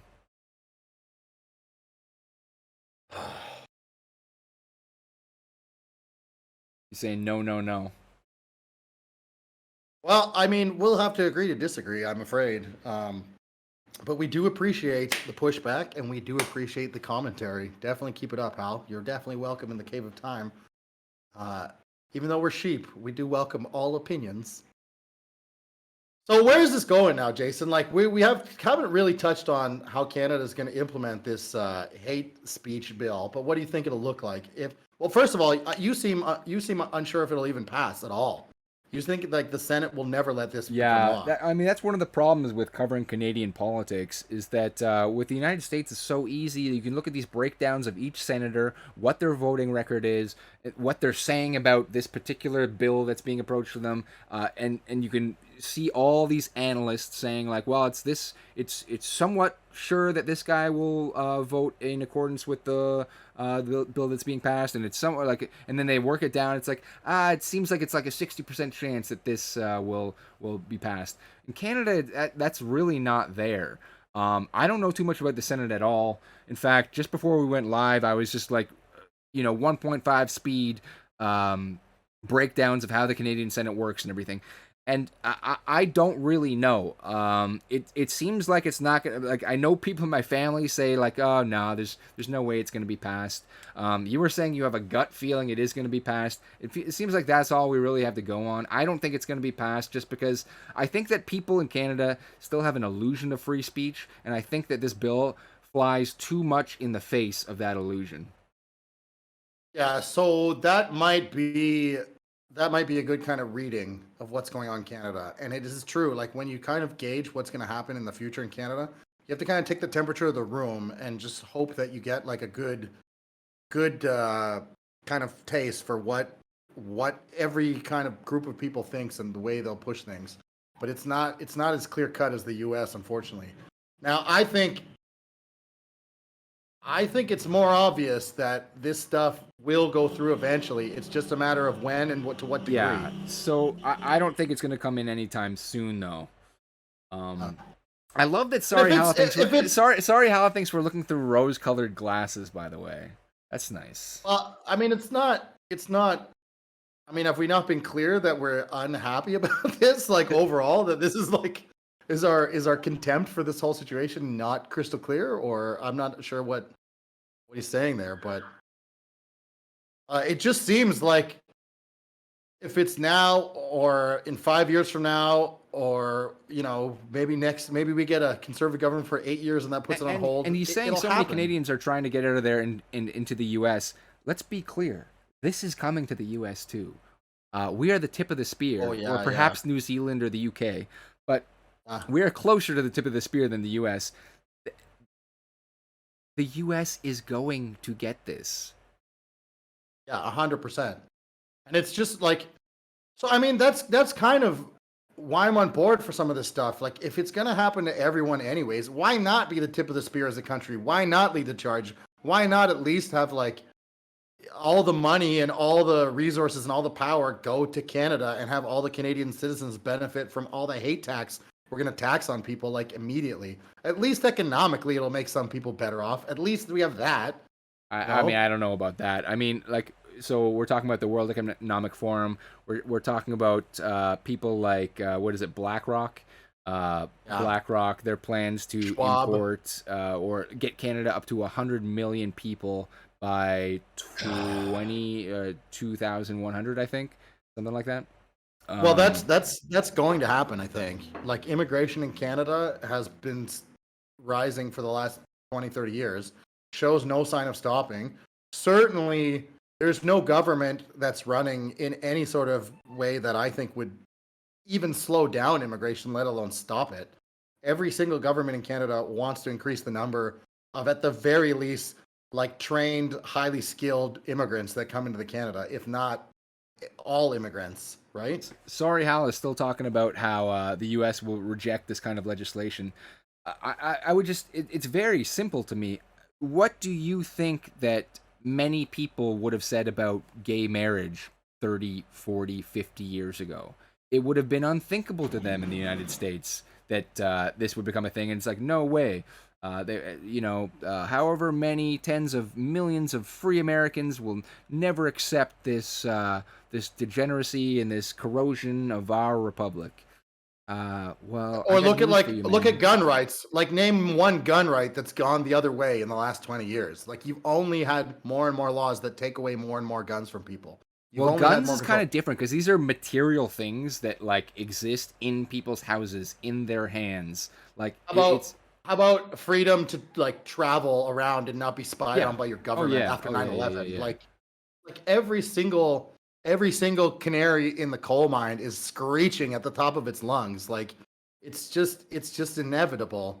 Look at what happened with COVID. Like how many people were forced to wear masks, and how many people are being forced to get vaccinated, and how many people are being like look at the propaganda by the mainstream media. Which way it goes? It goes one way. It doesn't go the other way at all. So it's just inevitable. It is what it is. The mountain continues to slide glacially onwards. I'm curious. Sorry, Hal. What region of the United States do you live in? Because that often colors our perspectives. And for me, I know like I'm living in Ottawa, Canada, and I know what kind of colors those puts on my perspectives, and I try to regulate my perspective on the world based on the inputs that I'm getting and what I know, how biased I know them to be. Um, he's talking about okay, California has rejected the recent gun laws and are now legal. Yeah, I mean, If like you I'm think saying, like okay, so sorry, Hal is living in mid United States, I guess like Midwest or something. Yeah, I mean the gun laws, like I don't. The United States will never, in a couple hundred years, have anything like Canadian gun laws. I'm sure there's too many guns out there. Like the stats, I don't remember what they are, but they're ridiculous. Like it's like there's what like 3 guns for every household in the United States, something ridiculous like that. Like it's not you're not gonna recall all these things. So yeah, the Second Amendment stuff, sure. The First Amendment stuff, where it's just in people's brains, that's a different story. I mean, it's pretty obvious to paint a picture of what's going to happen. So, over the next 10, 20 decades, the Canadian government's going to say, look, we need to protect women, children, LGBTQI2 plus people, immigrants, people who don't speak English. We need to make them welcome in our society. We need to bring them to a place where they feel comfortable to participate in our schools, and they can have their own religious ceremonies and blah, blah, blah, blah, blah, blah, blah. And so they are going to like hire some sort of committee of LGBTQ people and women and minorities to oversee the internet and make sure that their voices are heard and they feel safe at all times. And these are the people that are going to be in charge of the system that regulates the internet. If the government puts in a system to regulate the internet, they're not going to go pick a whole bunch of old white dudes to regulate what they think is and is not acceptable. They're going to pick the people who they view as marginalized and most at risk, because those are the people they identify as in the most danger, and that's why these laws are being put in place to protect them. So what kind of policies do you imagine these people, once they have this position, will pick? It seems obvious. So, if someone's talking about children drag queen as a threat to their kids, they're going to say, no, that's not a threat. If someone's talking about like race mixing, then it's like, whoa, that's a threat. Like, get that out of here. Like their views are their views, and they are the people that will be given the positions of power. You mean anti-race mixing? Yeah. That's what I mean. Yeah. So like they are who they are, and they will move into positions of power further and further and further. Sorry. Hal says, I don't know if you got this up on screen, but he says, I work with international large corporation in high tech automation. This guy took the jab, didn't he? What do you got to say about that? Well, I did. I took the first jab. I took the Sinovac because I need to travel. So there's the only way I can ever go to Canada is if I get a needle in my arm. Wait, okay, so, I mean, and I won't say whether I have or have not, because I don't know what Canadian law is going to go in the next 10 years. Sorry, Hal says, you need to read Andy No's book. You spelt no wrong, but we actually did an entire review of his book. Dinesh D'Souza. I know Mike's a fan of Dinesh D'Souza, right? I'm a big Dinesh D'Souza kind of guy. And then he says, you're going to die. Oh yeah, because you took the jab. You're going to die, Mike. Yeah, I'm airborne AIDS is coming straight towards me. But it's okay. I got the Chinese one. They made it to save their people. They knew what they were doing. It's actually funny. So I took it to so I could travel to Canada. It looks like that vaccine is not acceptable to travel to Canada now. It has to be one of the approved vaccines by Canadian law in order for you to get in without. So it's like you have to have 2 vaccines, and you have to be a Canadian citizen, and it has to be 2 of the approved vaccines for you to be able to enter the country without quarantine. And that's the other thing is I've got family in the States, and I was planning on visiting in July. And it turns out that I wouldn't be allowed to go back to work for 2 weeks coming back home unless I was fully vaccinated. So, I mean, there's tons of these rules that are, and I assume they're only going to become increasingly oppressive on that front. Yeah, I don't imagine they're going to disappear anytime soon. Why would they disappear? They've already been written in the law. Who's going to repeal these laws? Sorry, which laws? Well, so if there's a law right now that's like an emergency act, okay, under this emergency act, everyone needs to be vaccinated to travel. Now, what is the emergency going to be lifted anytime roll Is the law just going to roll back to how it was? I don't foresee that happening. I see, like, why would the government give up? This is Dinesh D'Souza talking point. Once the government has power, it never gives it up. Once you give it the right to do something, it'll never give it up. That's why we still have to take our fucking shoes off when we get on an airplane to fly internationally. Yes. And it's ridiculous. Why do I have to take my shoes off if I'm going from Dominican Republic to Canada on a flight? There's no fucking terrorists that travel that route. There's no terrorists on the plane. There's not, even if you go by like some sort of racist metric, like you look on the plane, there's no Muslims on the plane with me. There's none of them. So what are they looking for? If anything, check for drugs. What are you checking for terrorists for? What are you doing? It doesn't make any sense. I mean, Sorry Hal says you guys seem okay, but I think you will have an awakening in 1.5 years within that time frame. Mike, I don't have much else. I mean, we were going to touch on just the we should touch on it. The Catholic churches that are burning down and being vandalized all over Canada. We're going to touch on the statues of Queen Elizabeth. I believe it's 2 at this point. Multiple queens, actually, that have been torn down throughout Canada. What else were we going to touch on as far as what's going on with that? Well, the fucking... Did you want to talk about how the ocean's on fire? Or... Well, the ocean's on fire. I'm not sure if that's related to any of. Yeah. We've got the uncovering of many Native children's bodies in residential schools in Canada. Yeah. Do you want to do a quick 2-minute bathroom break before we jump into all this stuff? Bathroom break? Okay. Let's do it.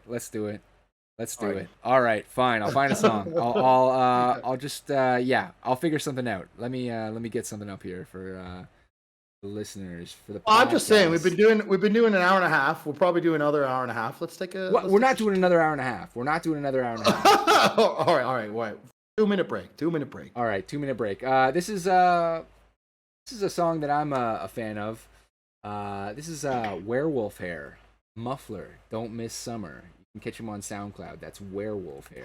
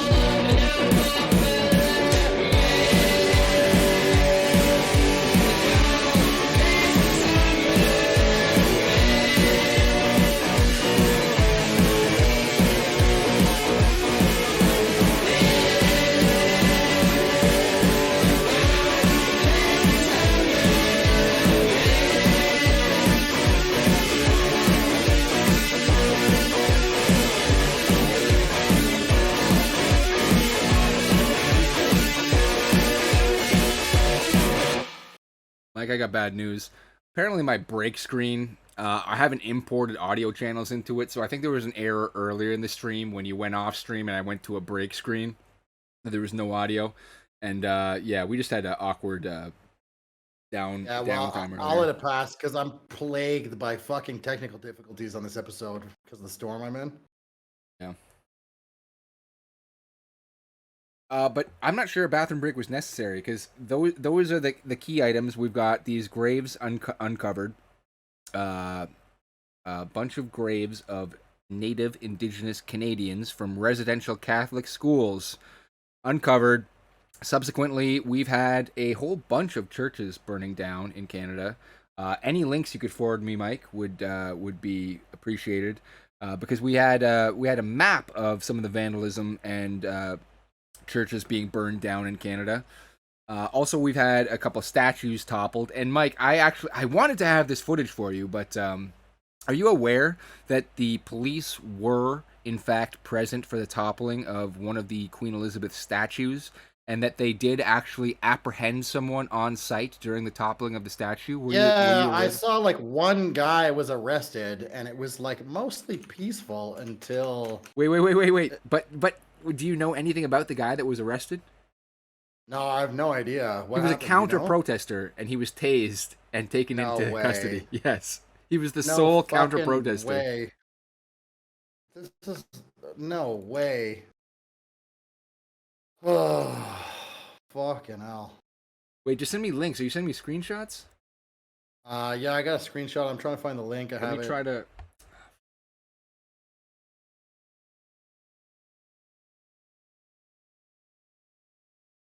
Sorry, Hal is saying they probably knew about the bodies and are being exposed to exacerbate the anti-Christian NWO push. Well, I was doing a little bit of research before the show. I would need to do a lot more research to really come out and say this 100% certain, but it doesn't seem like that big a deal. It seems like that these bodies were buried.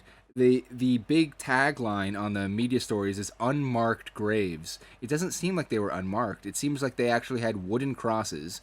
It was not a mass grave that they were buried in. They were buried in individual graves with wooden crosses over the course of like 100 years. Their death rates were a lot higher in the residential schools, and they had like things like the Spanish flu and everything that they were dealing with. But it was already known that there was abuse that happened in these schools. And as far as I can tell, the only thing I can see is like, oh yeah, the residential schools weren't that great. But as far as like mass graves and everything, okay. You want me to pull these up? It's hard for me to pull up these pictures because I got to pull them up from like Telegram into my browser. You want to go off for a second, Mike? Well, I sent you the Queen Elizabeth or the Queen Victoria one. I don't have any links. I just have images. Did I not send you? Oh, sorry.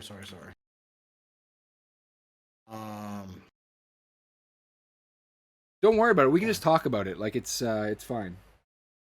I have it right here. There it is. Here's the video. Yeah, but it's not just the video, it's a video. This is a thing that is happening more than just once. Yeah, I mean, so this is a thing that's been happening in the United States where everyone is after George Floyd, everyone's toppling all of the statues of anyone they deem racist. And now this is bled into Canada.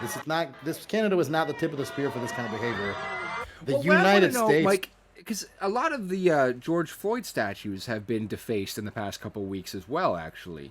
And there are international manhunts. The FBI is involved in apprehending these fascist criminals. I want to know if there's any manhunts going after these people.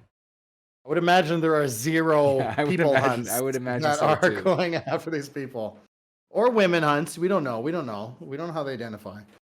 But yeah, I mean, look at what's on the screen right now. Like you don't think there's any police around here? This is a huge public building that they're in front of. I think it was this one. I mean, there was two statues of two Queen Elizabeths that were toppled. No, this is Victoria, and the other one is Elizabeth II. Oh, shit. Sorry. Okay, so I think it was the Queen Elizabeth statue that was toppled, where the That's where they made the arrest. The sole counter protester was tased and apprehended. Yeah, in the news, so like in the screenshot I sent you at the bottom, it says the crowd on the grounds was largely peaceful prior to the man's arrest. More than an hour later, in which the police had to push a throng back to take him into custody. So I didn't know he was a counter protester that was arrested. Oh shit! But, yeah, no. The, Sorry, I was saying that Rebel News covered this. Yeah, they're one of the only people that did. We've talked about Rebel News in the past. Like, if you tell someone I saw it on Rebel News, you might as well say you read it on the Daily Stormer. Like, no one's gonna listen to you. Yeah. Nope. The opinion of Rebel News is so low in Canada. It might as well not even be a news source. It's so uncredible. Oh. Yeah, it's kind of for it's for disgruntled soccer moms, basically. I mean, it's less liked and less watched than something like Breitbart. Oh, well, definitely. But Breitbart is kind of international. I guess Rebel Media is too. Like, yeah. Yeah. So there's a couple things here. So they're tearing down. They're burning Catholic churches, right? And I don't know if you know this, Jason, but the Catholic Church was not the only person who ran and operated residential schools. They were operated by the government, they were operated by Protestants, they were operated by Anglicans, and they were operated by Catholic Church.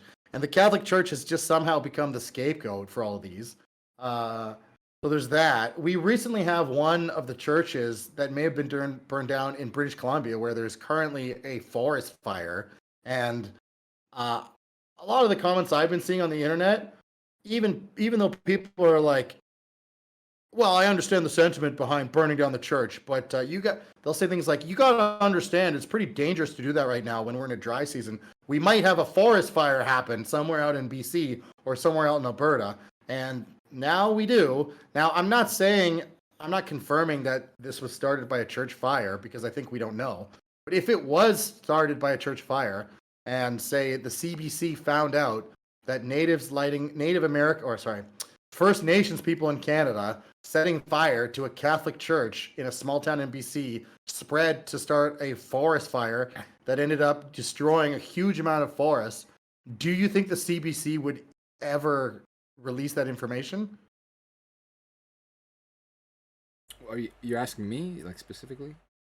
Well, what do you think? Do you think, it seems pretty obvious that the narrative in Canadian news media is on the supporting side of everyone involved in these things, right?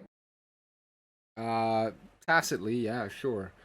Sorry, Hal is saying we go with the CBC, CNN, MSLSD. I see the problem. That's what he's saying. Well, yeah, I read. I'm pretty well versed actually in media. I recognize that every single source. I'm very familiar with the bias of every source that you've listed there. As far as I know, and in fact, maybe, sorry, Hal, maybe you could enlighten me, because as far as I know, there's not a single good news source online. You just have to recognize the bias of the source that you're getting and consume the information with the knowledge of the sieve of bias it's coming from. So that's my perspective on that. You might not know this if you live in the United States. So the CBC is like the BBC, where it's state-controlled media, and it's supposed to be guaranteed to be non-biased. It's like in the constitution of that entity that it is supposed to give equal amounts of time to all opinions and support conservative ideas as much as liberals, and so on and so forth. Now, just the fact that we're in Canada, like what we call social conservatives in Canada, don't even look like conservatives in the United States. Like our social conservatives in Canada would look like Joe Biden to you. Yeah, or probably even Kamala Harris. So there is no real conservative pushback in Canada, because there are no conservatives in Canada when you compare them to the United States of America. Or at least so few that they're not even worth thinking about, right? So what about these children that are being discovered, I think we're over 1,000 now. I think we're like 1,600 bodies or whatever they've discovered. This number is going to go up. This number is going to reach an enormous number. They're basically going behind every church and just digging up the cemeteries in all of them. The narrative, it doesn't seem to be very concerned with saying who these people are, how exactly did they die, what are the circumstances under which they were buried, why is there so many of them. It seems much more happy to say, well, this was obviously a ethnocide that was ongoing through Canada. And I don't know. What do you think, Jason? Well, I'm just hung up on sorry Hal in chat. For sorry Hal in chat, I want to pull this up. This is who Donald Trump chose to pardon before Julian Assange and Edward Snowden. This is Kodak Black throwing around $100,000 into the ocean. Pretty cool video, pretty nice style. I like the I guess that's like a tie-dye kind of Easter tie-dye suit. Nice bleached hair he's got going on there. This is your president, the guy that you like. This is who he deems a presidential pardon is necessary for, before someone like Edward Snowden. Now, I mean, when he was running, Edward Snowden was the shit. When Edward Snowden helped him get elected, he was the shit. Now, does he even know his name? Does he even know his name? When's Edward Snowden coming back to America? Goo Goo Dolls In the Trump hours. administration. I don't know. Sorry, Hal is hating on us right now. We deserve everything we get. Do your own research. I feel like we do our own research. I mean, as far as any, because I regularly on our content, I will listen to what other podcasts are saying. A wide variety, all over the spectrum as far as what I'm listening to, and we're actually, I would say, way above average as far as what we've looked into, what we're prepared to talk about, what we can say. I mean, the problem is when you stray off the beaten path a little, it's difficult because you can just kind of shoot at the hip if you are kind of in line with the mainstream. Whereas if you're not, you have to back up everything. You got to have multiple sources for everything. You got to say, well, what about this perspective? Oh, I'll counter that with this, all the time. But I don't take. You can shoot the criticism at us, sorry Hal, but it doesn't really hit me. My motto in life is be above average. Be above average in what you do, and I think that we're way above average. Well, the bar's so low, it's not hard, right? Yeah. Well, okay, so because we've covered this a lot. Sorry Hal is saying that his pardons of characters like Kodak Black was about getting the black vote in the United States. Yeah. We are very familiar with this topic, sorry Hal. If you want to talk about doing your own research, you do your own research, sorry Hal. How well did that work? What was it, like 4% increase? Something like that? 7% increase, maybe? Yeah, and you and everybody no, hold up. Everybody with an ounce of IQ in their brain knew it wasn't going to work. We knew it wasn't going to work. You can go back and watch our episode on it. We knew. So whatever you think about us, we saw coming what happened. Also you adequately interpreted that as, this is not to get black people to vote for him. This is to get white women to vote for him. And it worked. He got more support from white women in the election. Actually, wait, because I was saying that's what you said. That's exactly what you said. You said this is to get white women to think this guy's not a racist. He's not so bad. And white women in 2020 were one of the demographics that supported him more than they did in 2016. Yeah, I think it was 4 to 7% more in 2020 than in 2016, and I said that. Yeah, you're right. I never put two and two together about my own prediction. But the reason he was putting propositions like the Platinum Plan forth was not to get the black vote, because anybody, as I said, with an ounce of IQ in their brain knew that that wasn't going to be a substantive increase to make him win or lose an election. Well, don't you But- remember when the ASAP Rocky was in jail or something, and Trump's like, "I'm gonna get him out," and I think he did get him out and got him in the United Yeah, States, and yeah, ASAP Rocky was like, "No, I'm not voting for him." Yeah, yeah, yeah, No, yeah. I don't even think he said thank you. I think he was just like, "Yeah, whatever. I don't give a shit." Yeah. I'm sorry. I'm sorry to interrupt. It just I saw Sorry Hal in the chat. It was inspiring a wolf in me, and I had to get it out. But go on. Well, I kind of lost my train of thought, but this Sorry. native stuff, these native kids, there's going to be thousands and thousands more they bring up. This is going to be like an ongoing thing. It's going to escalate. More people are going to rip down more statues. More churches are going to be burned. This is not going to slow down. This is going to be the next 6 months of Canadian news. That this is what's happening now. Well, it was interesting because the only place I actually wasn't aware that this burning of and vandalism of Catholic churches was happening in Canada until for researching for this episode, Ezra Levant was going off on that. And you had heard of that through far left people on your Instagram celebrating it. And it's just very funny that like you've got these two camps covering it. One in a very celebratory fashion, one in a very dismissive fashion, hating it, and the mainstream is not covering it. I gotta be honest with you, Mike. I feel like it will somewhat fizzle out. Like you're saying it's going to increase. I don't think it's going to increase. Well, so Cancel Canada Day semi-successfully was a movement, I guess. Yeah, I think so. Like the tone around Ottawa, like I was I mean, I don't really care about Canada Day, to be honest, but I was not really comfortable saying Happy Canada Day to a random cashier that I knew nothing about, you know? I mean, if you look at like Justin Trudeau's tweet on Canada Day, it was very lukewarm. Like normally he would be out and about celebrating, and it was just kind of somber and Happy Canada Day, everybody. But I think it wasn't the explosion that George Floyd was that this kind of movement wanted it to be. I think they're going to want another crack at it, and they're going to have multiple cracks at it as they basically excavate cemeteries outside of residential homes. Because what do you think they're going to find?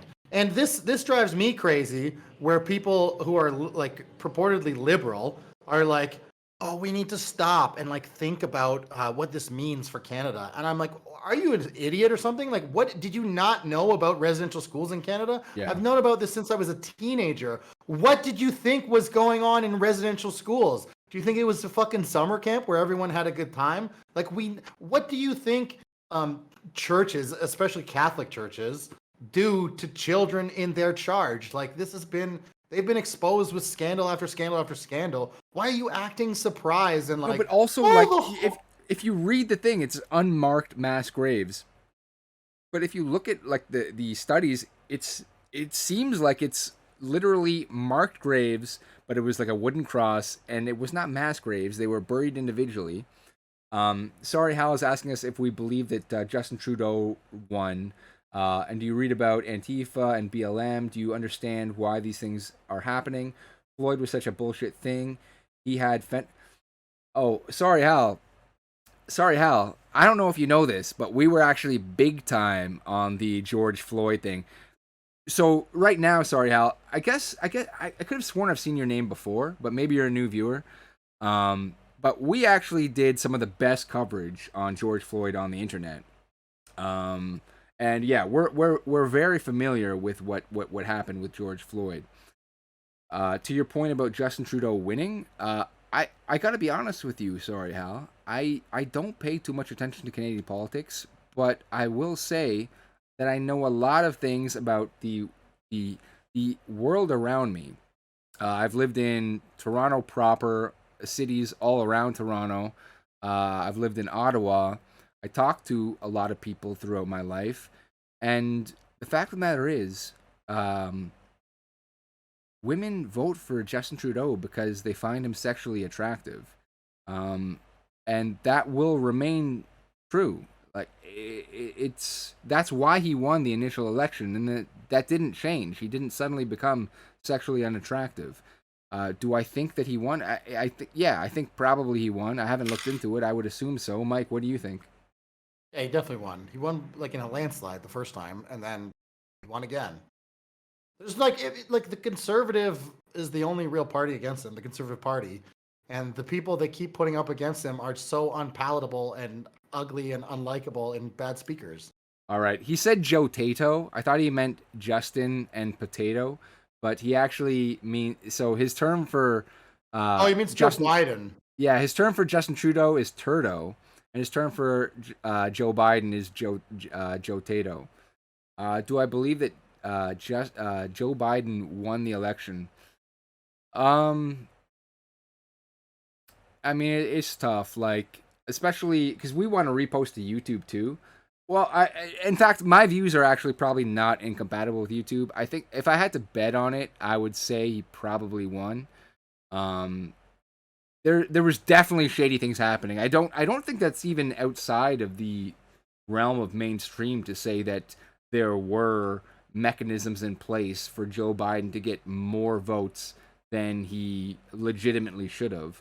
I don't think that's outside. I think that everybody But acknowledges Jason, that. don't you think they're going to do a recount in Arizona and then the No, dominoes they're will doing. start There's falling? no. There are lawsuits in place right now. I'm familiar. Yeah. Despite what by Sorry the How time might think, I September- do read Gateway Don't you Pundit know, from time Jason, to time. I that do read Gateway Pundit. by the time September rolls around, Trump will be back in office. He'll be back in the White House. Oh God!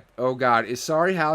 I don't mean to shit on you. Like we do. Like you're the only guy in chat right now. I much respect, but do you trust the plan, Sorry How? Do you trust the plan? Wait. And I won't shit on you. I swear I won't. But are you a Q supporter? Sorry How? Do you subscribe to when I say the word Q? Do you have positive or negative thoughts? Oh, I think he's leaving. Oh, yeah, I think he's mad. I think he's mad that we said that Joe Biden might have won. Well, I didn't. He's the president of the United States right now, and he will remain the president of the United States unless he dies. Or Well, he means finishes his term. He means legitimately. Did he legitimately win the election? I mean, does it even matter at this point? Like every single other world leader recognizes him as the leader. Like all the laws that he puts into place are gonna stick. Every single policy he puts into place is gonna stick. In what sense? So there's a lot of people in the United States that think that, and when I say a lot of people, maybe 5% plus of the population that think that actually Trump will be reinstalled as president. I'm not joking, Mike. I know you're not joking, but they're wrong. They're delusional. It's like it's not happening. No, well, I mean, I would say that there is a chance. So if is the current lawsuit, is it Arizona right now? There's Yeah. like So if Arizona gets overturned, that will just open the floodgates for the other counties and states to open their own lawsuits, and it's in the realm of possibility. The path for Donald Trump to be president is with another election. Like there's no path for him to becoming president halfway through the Joe Biden. What would that even look like? Would they like? So Joe Biden's gonna step down and be like, "Yeah, there was a mistake. I'm sorry. We accept that we did lose. There's gonna be a peaceful transfer of power. Donald Trump's gonna shake his hand and be like, "It's okay, Joe. You ran a good race." And then what? Donald Trump starts at day 0 of his presidency for a second term, and they have to go 4 more years from whatever date the court demands. Like, just this is not happening. It seems like Sorry How is thinking that there is a chance that, or a better chance than I think, that Trump would become president again. Just play out the scenario out loud. Just say, okay, so this date Arizona wins. This date Georgia changes its mind. This date I can't even remember the other state right now. It's what is it? Not Patterson. Pennsylvania Patterson. switches. Oh. Pennsylvania switches. Patterson. But Patterson. just do the dates in your head. Okay, paint the picture. Yeah, and then slowly, state by state, everyone says, "Yeah, we agree. Trump won." The Electoral College says, "Hey, look, we were wrong. Sorry." Then they have a big meeting in the United States with the government.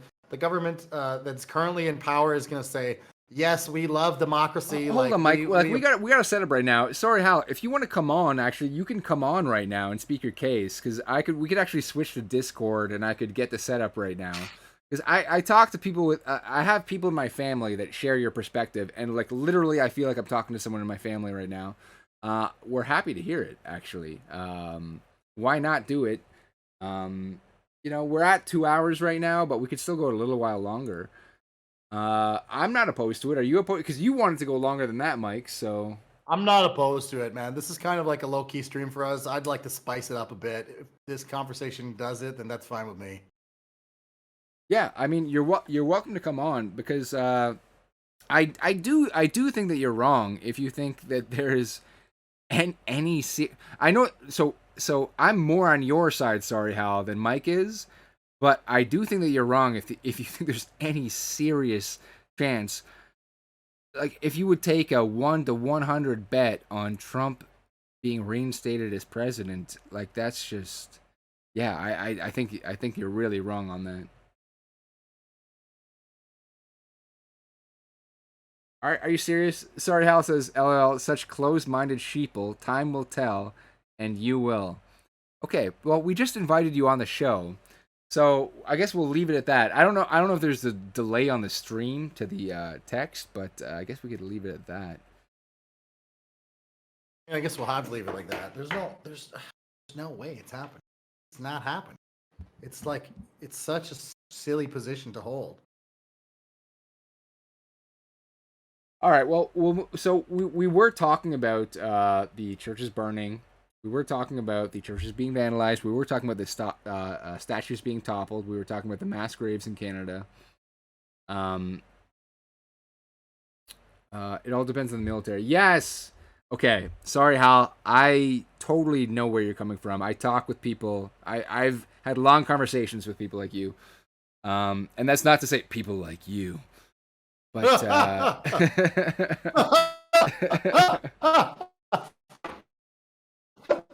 What does that mean, Jason? What do you mean people like you? No. I mean, we just invited him on the show. He doesn't want his voice brand or image on the web. That's fair enough. Yeah, but I'm just saying, you're invited on the show. We're not, whatever, Mike. Go on with your Canadian content, your CBC content. My CBC content? Sorry, I just drifted out there. Well, we drifted out for a while, for sure. I lost connection. Sorry, Hal said he doesn't want to come on because he doesn't want his voice imprint or his image to be online. Fair enough. I mean, it's a fair enough point. It's fine. Yeah. Especially in Canada, because if you ever want to go to Canada, they'll probably put you in jail for saying the things that you're saying in the not too distant future. For real? Yeah, I mean, like, what do you think? You don't think this? What is it?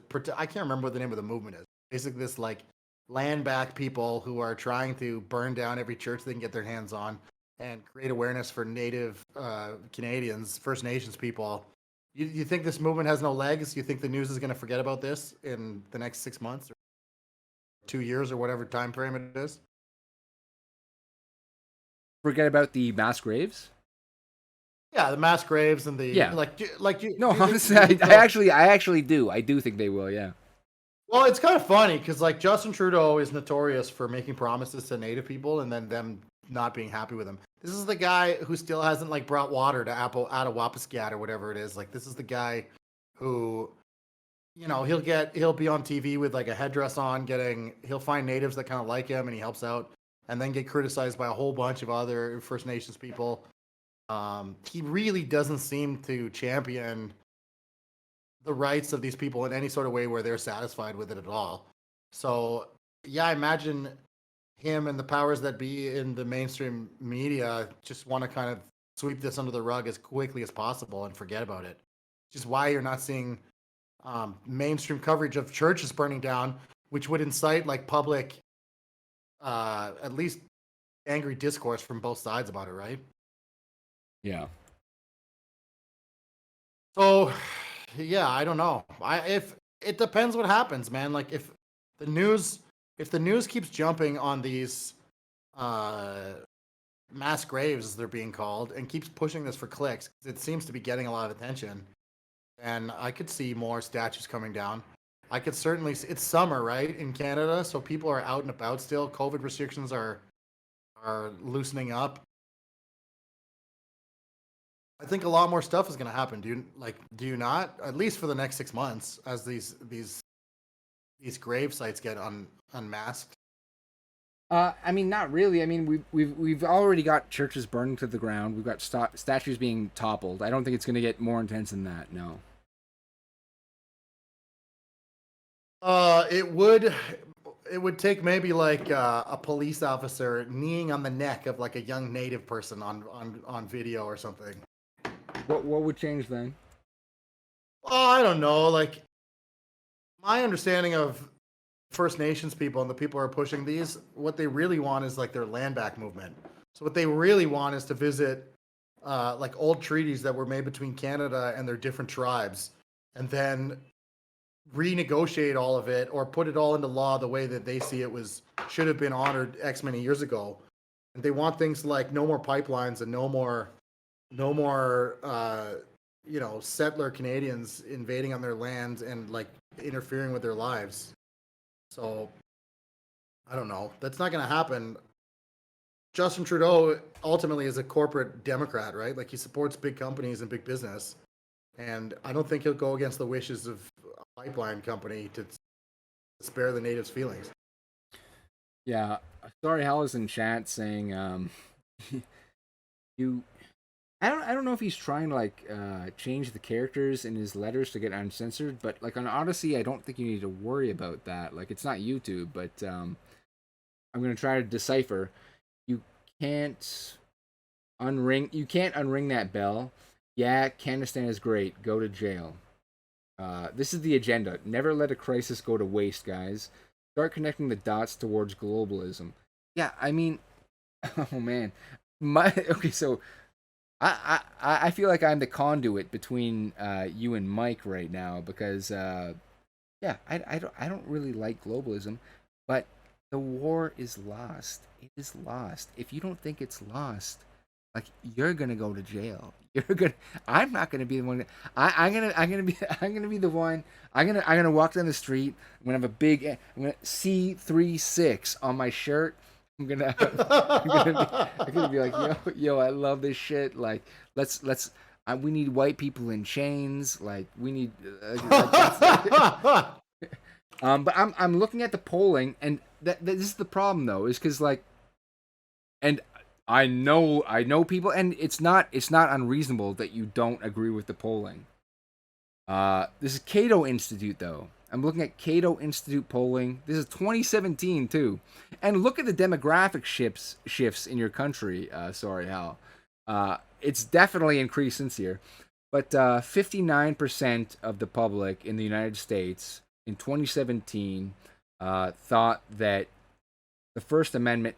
This is only 59% thought that the First Amendment allowed hate speech. 40% wanted the government to prevent hate speech. That's 40%. Now you're a Trump guy. I don't know how much you're aware about how changing demographics is going to shift these stats. And maybe you think you can win hearts and minds with the changing demographics in the country. And hey, man, that'd be fucking awesome, man. I'd be the first to be like, sorry, Hal, that's fucking awesome, man. You won, like, sweet. I'd totally Wayne's World you, like, do stupid stuff like that, but I think Mike's got the right idea with his trans flag in the background right now. For the audio future, listeners, man. Mike this is where we're going. Hey, you got to go closer to the mic though, for real.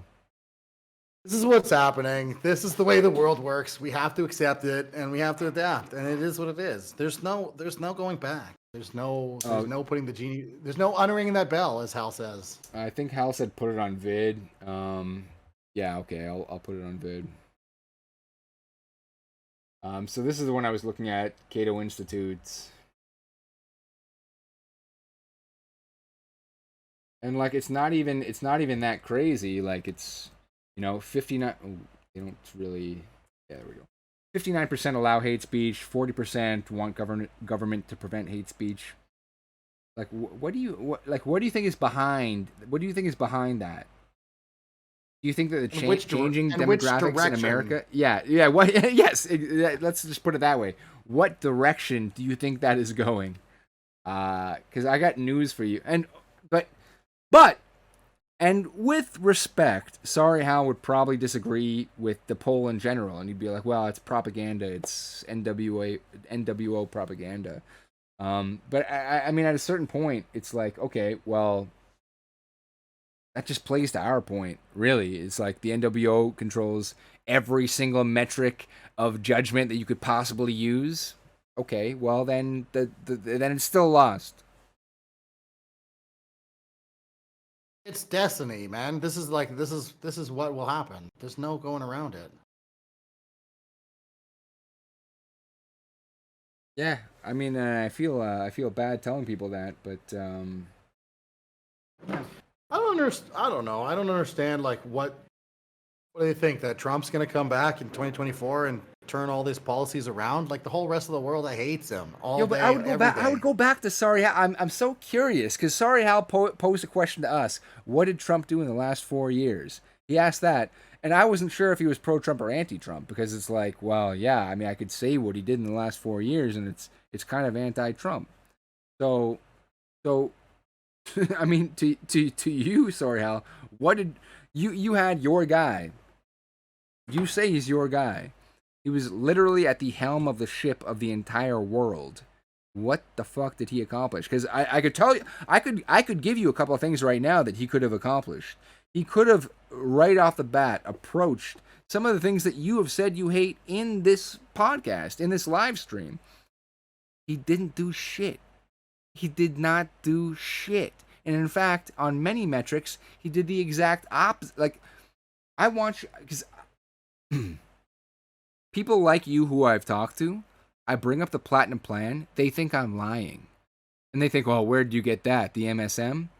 You could have looked at this at whitehouse.gov when Donald Trump was in the presidency. You could have heard him talk about it on the podium.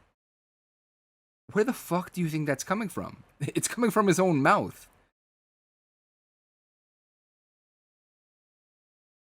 I don't know, Mike. I know we've got sidetracked. It's very nice to have a combative person in chat.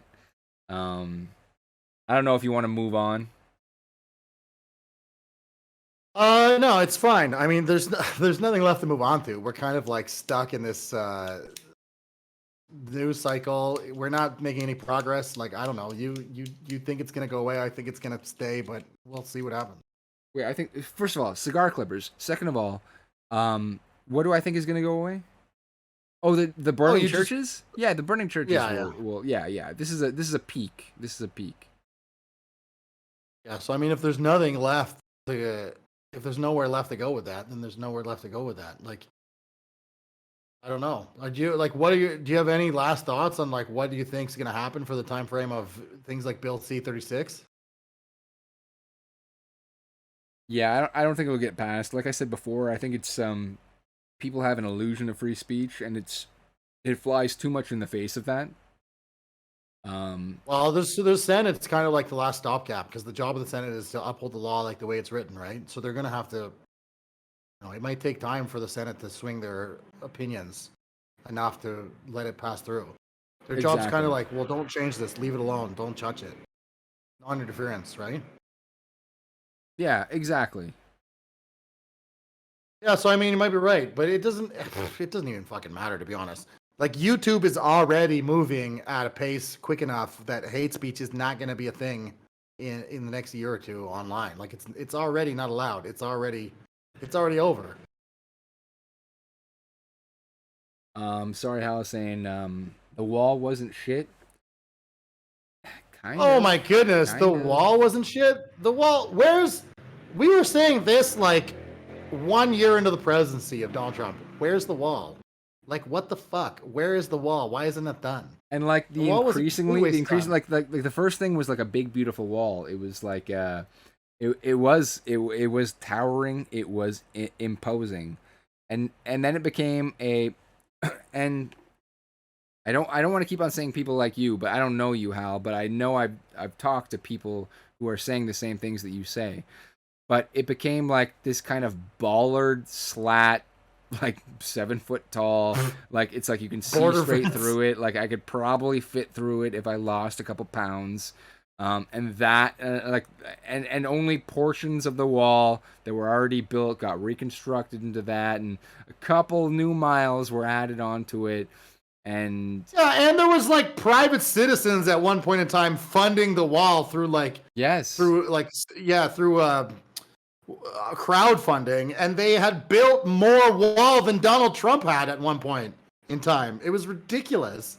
They were buying up like private tracts of land and building border wall themselves and doing better than the federal government was.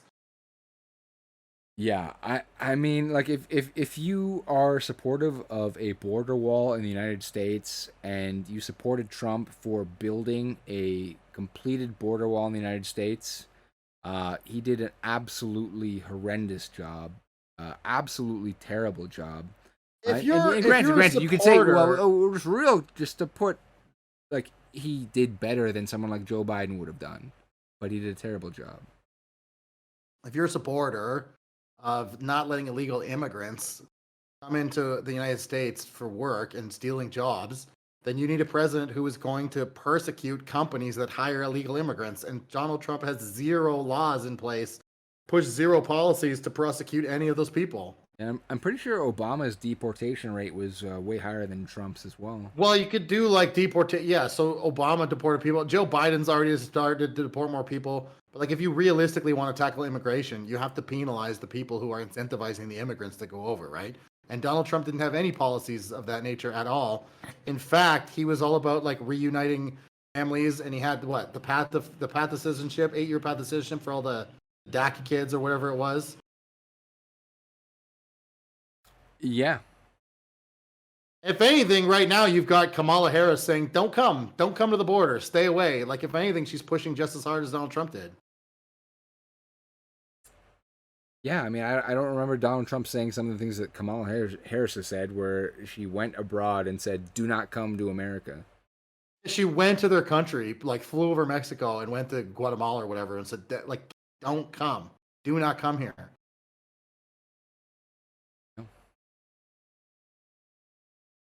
I mean, on that, like we have a whole bunch of things in Canada happening. We've got Sorry Hal in chat. Should we wrap it? Yeah, all right. Let's wrap it up, Jason. You ready to go? Yeah, I'm ready to go. I feel bad because Sorry Hal is on fire. Oh God, Sorry Hal is hating us right now. Said, go suck a dick like Kamala. We covered Kamala too. We covered that. We covered that exact thing, that sentiment about how she slept with men to get ahead. It's not. I mean, it's just all black pills all the way down, Hal. It's just No, it's like just the person in my family who I'm thinking about is like the same way, and they think the same thing. We just have a disagreement, sorry Hal, with where the world is. I think you think that there's hope for a bygone worldview, and I think that that belief will exist for a while in pockets throughout the world. But yeah, you're gonna have to move to remote regions. You're going to have to go off the grid. You're gonna have to, and it's just gonna go further and further and further.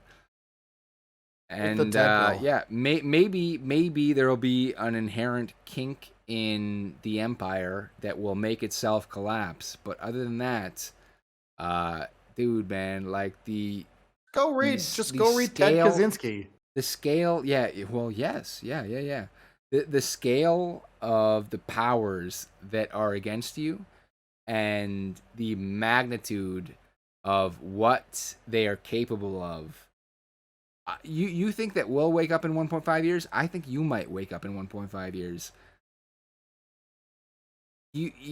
David versus Goliath is a parable. You are not going to go up against a global empire with, a semi-automatic rifle.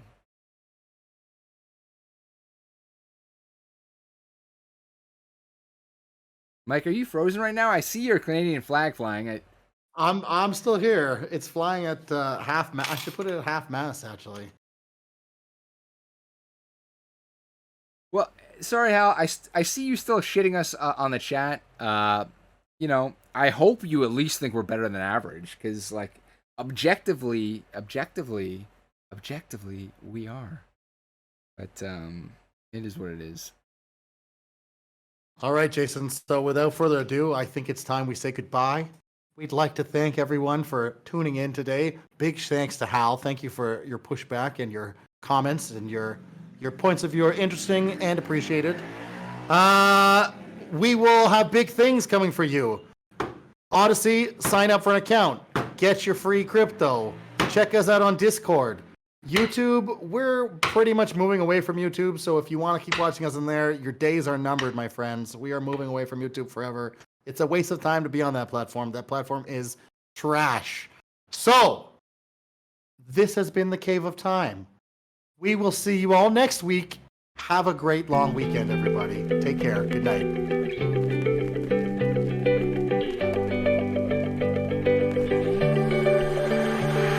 I walked up in the kitchen and knowing that I would get to meet the prettiest girl up in the world, and I ain't getting it is mine. But when I find this honest girl, I'm gonna be honest. I would like to smile on it when I approach you. I told you you're so cute, your smile showed you that I was on to the ride with the time to grab and hold you. I hope you was only focused on you. Everybody has to be invisible to me because you are the fucking best, and I will never let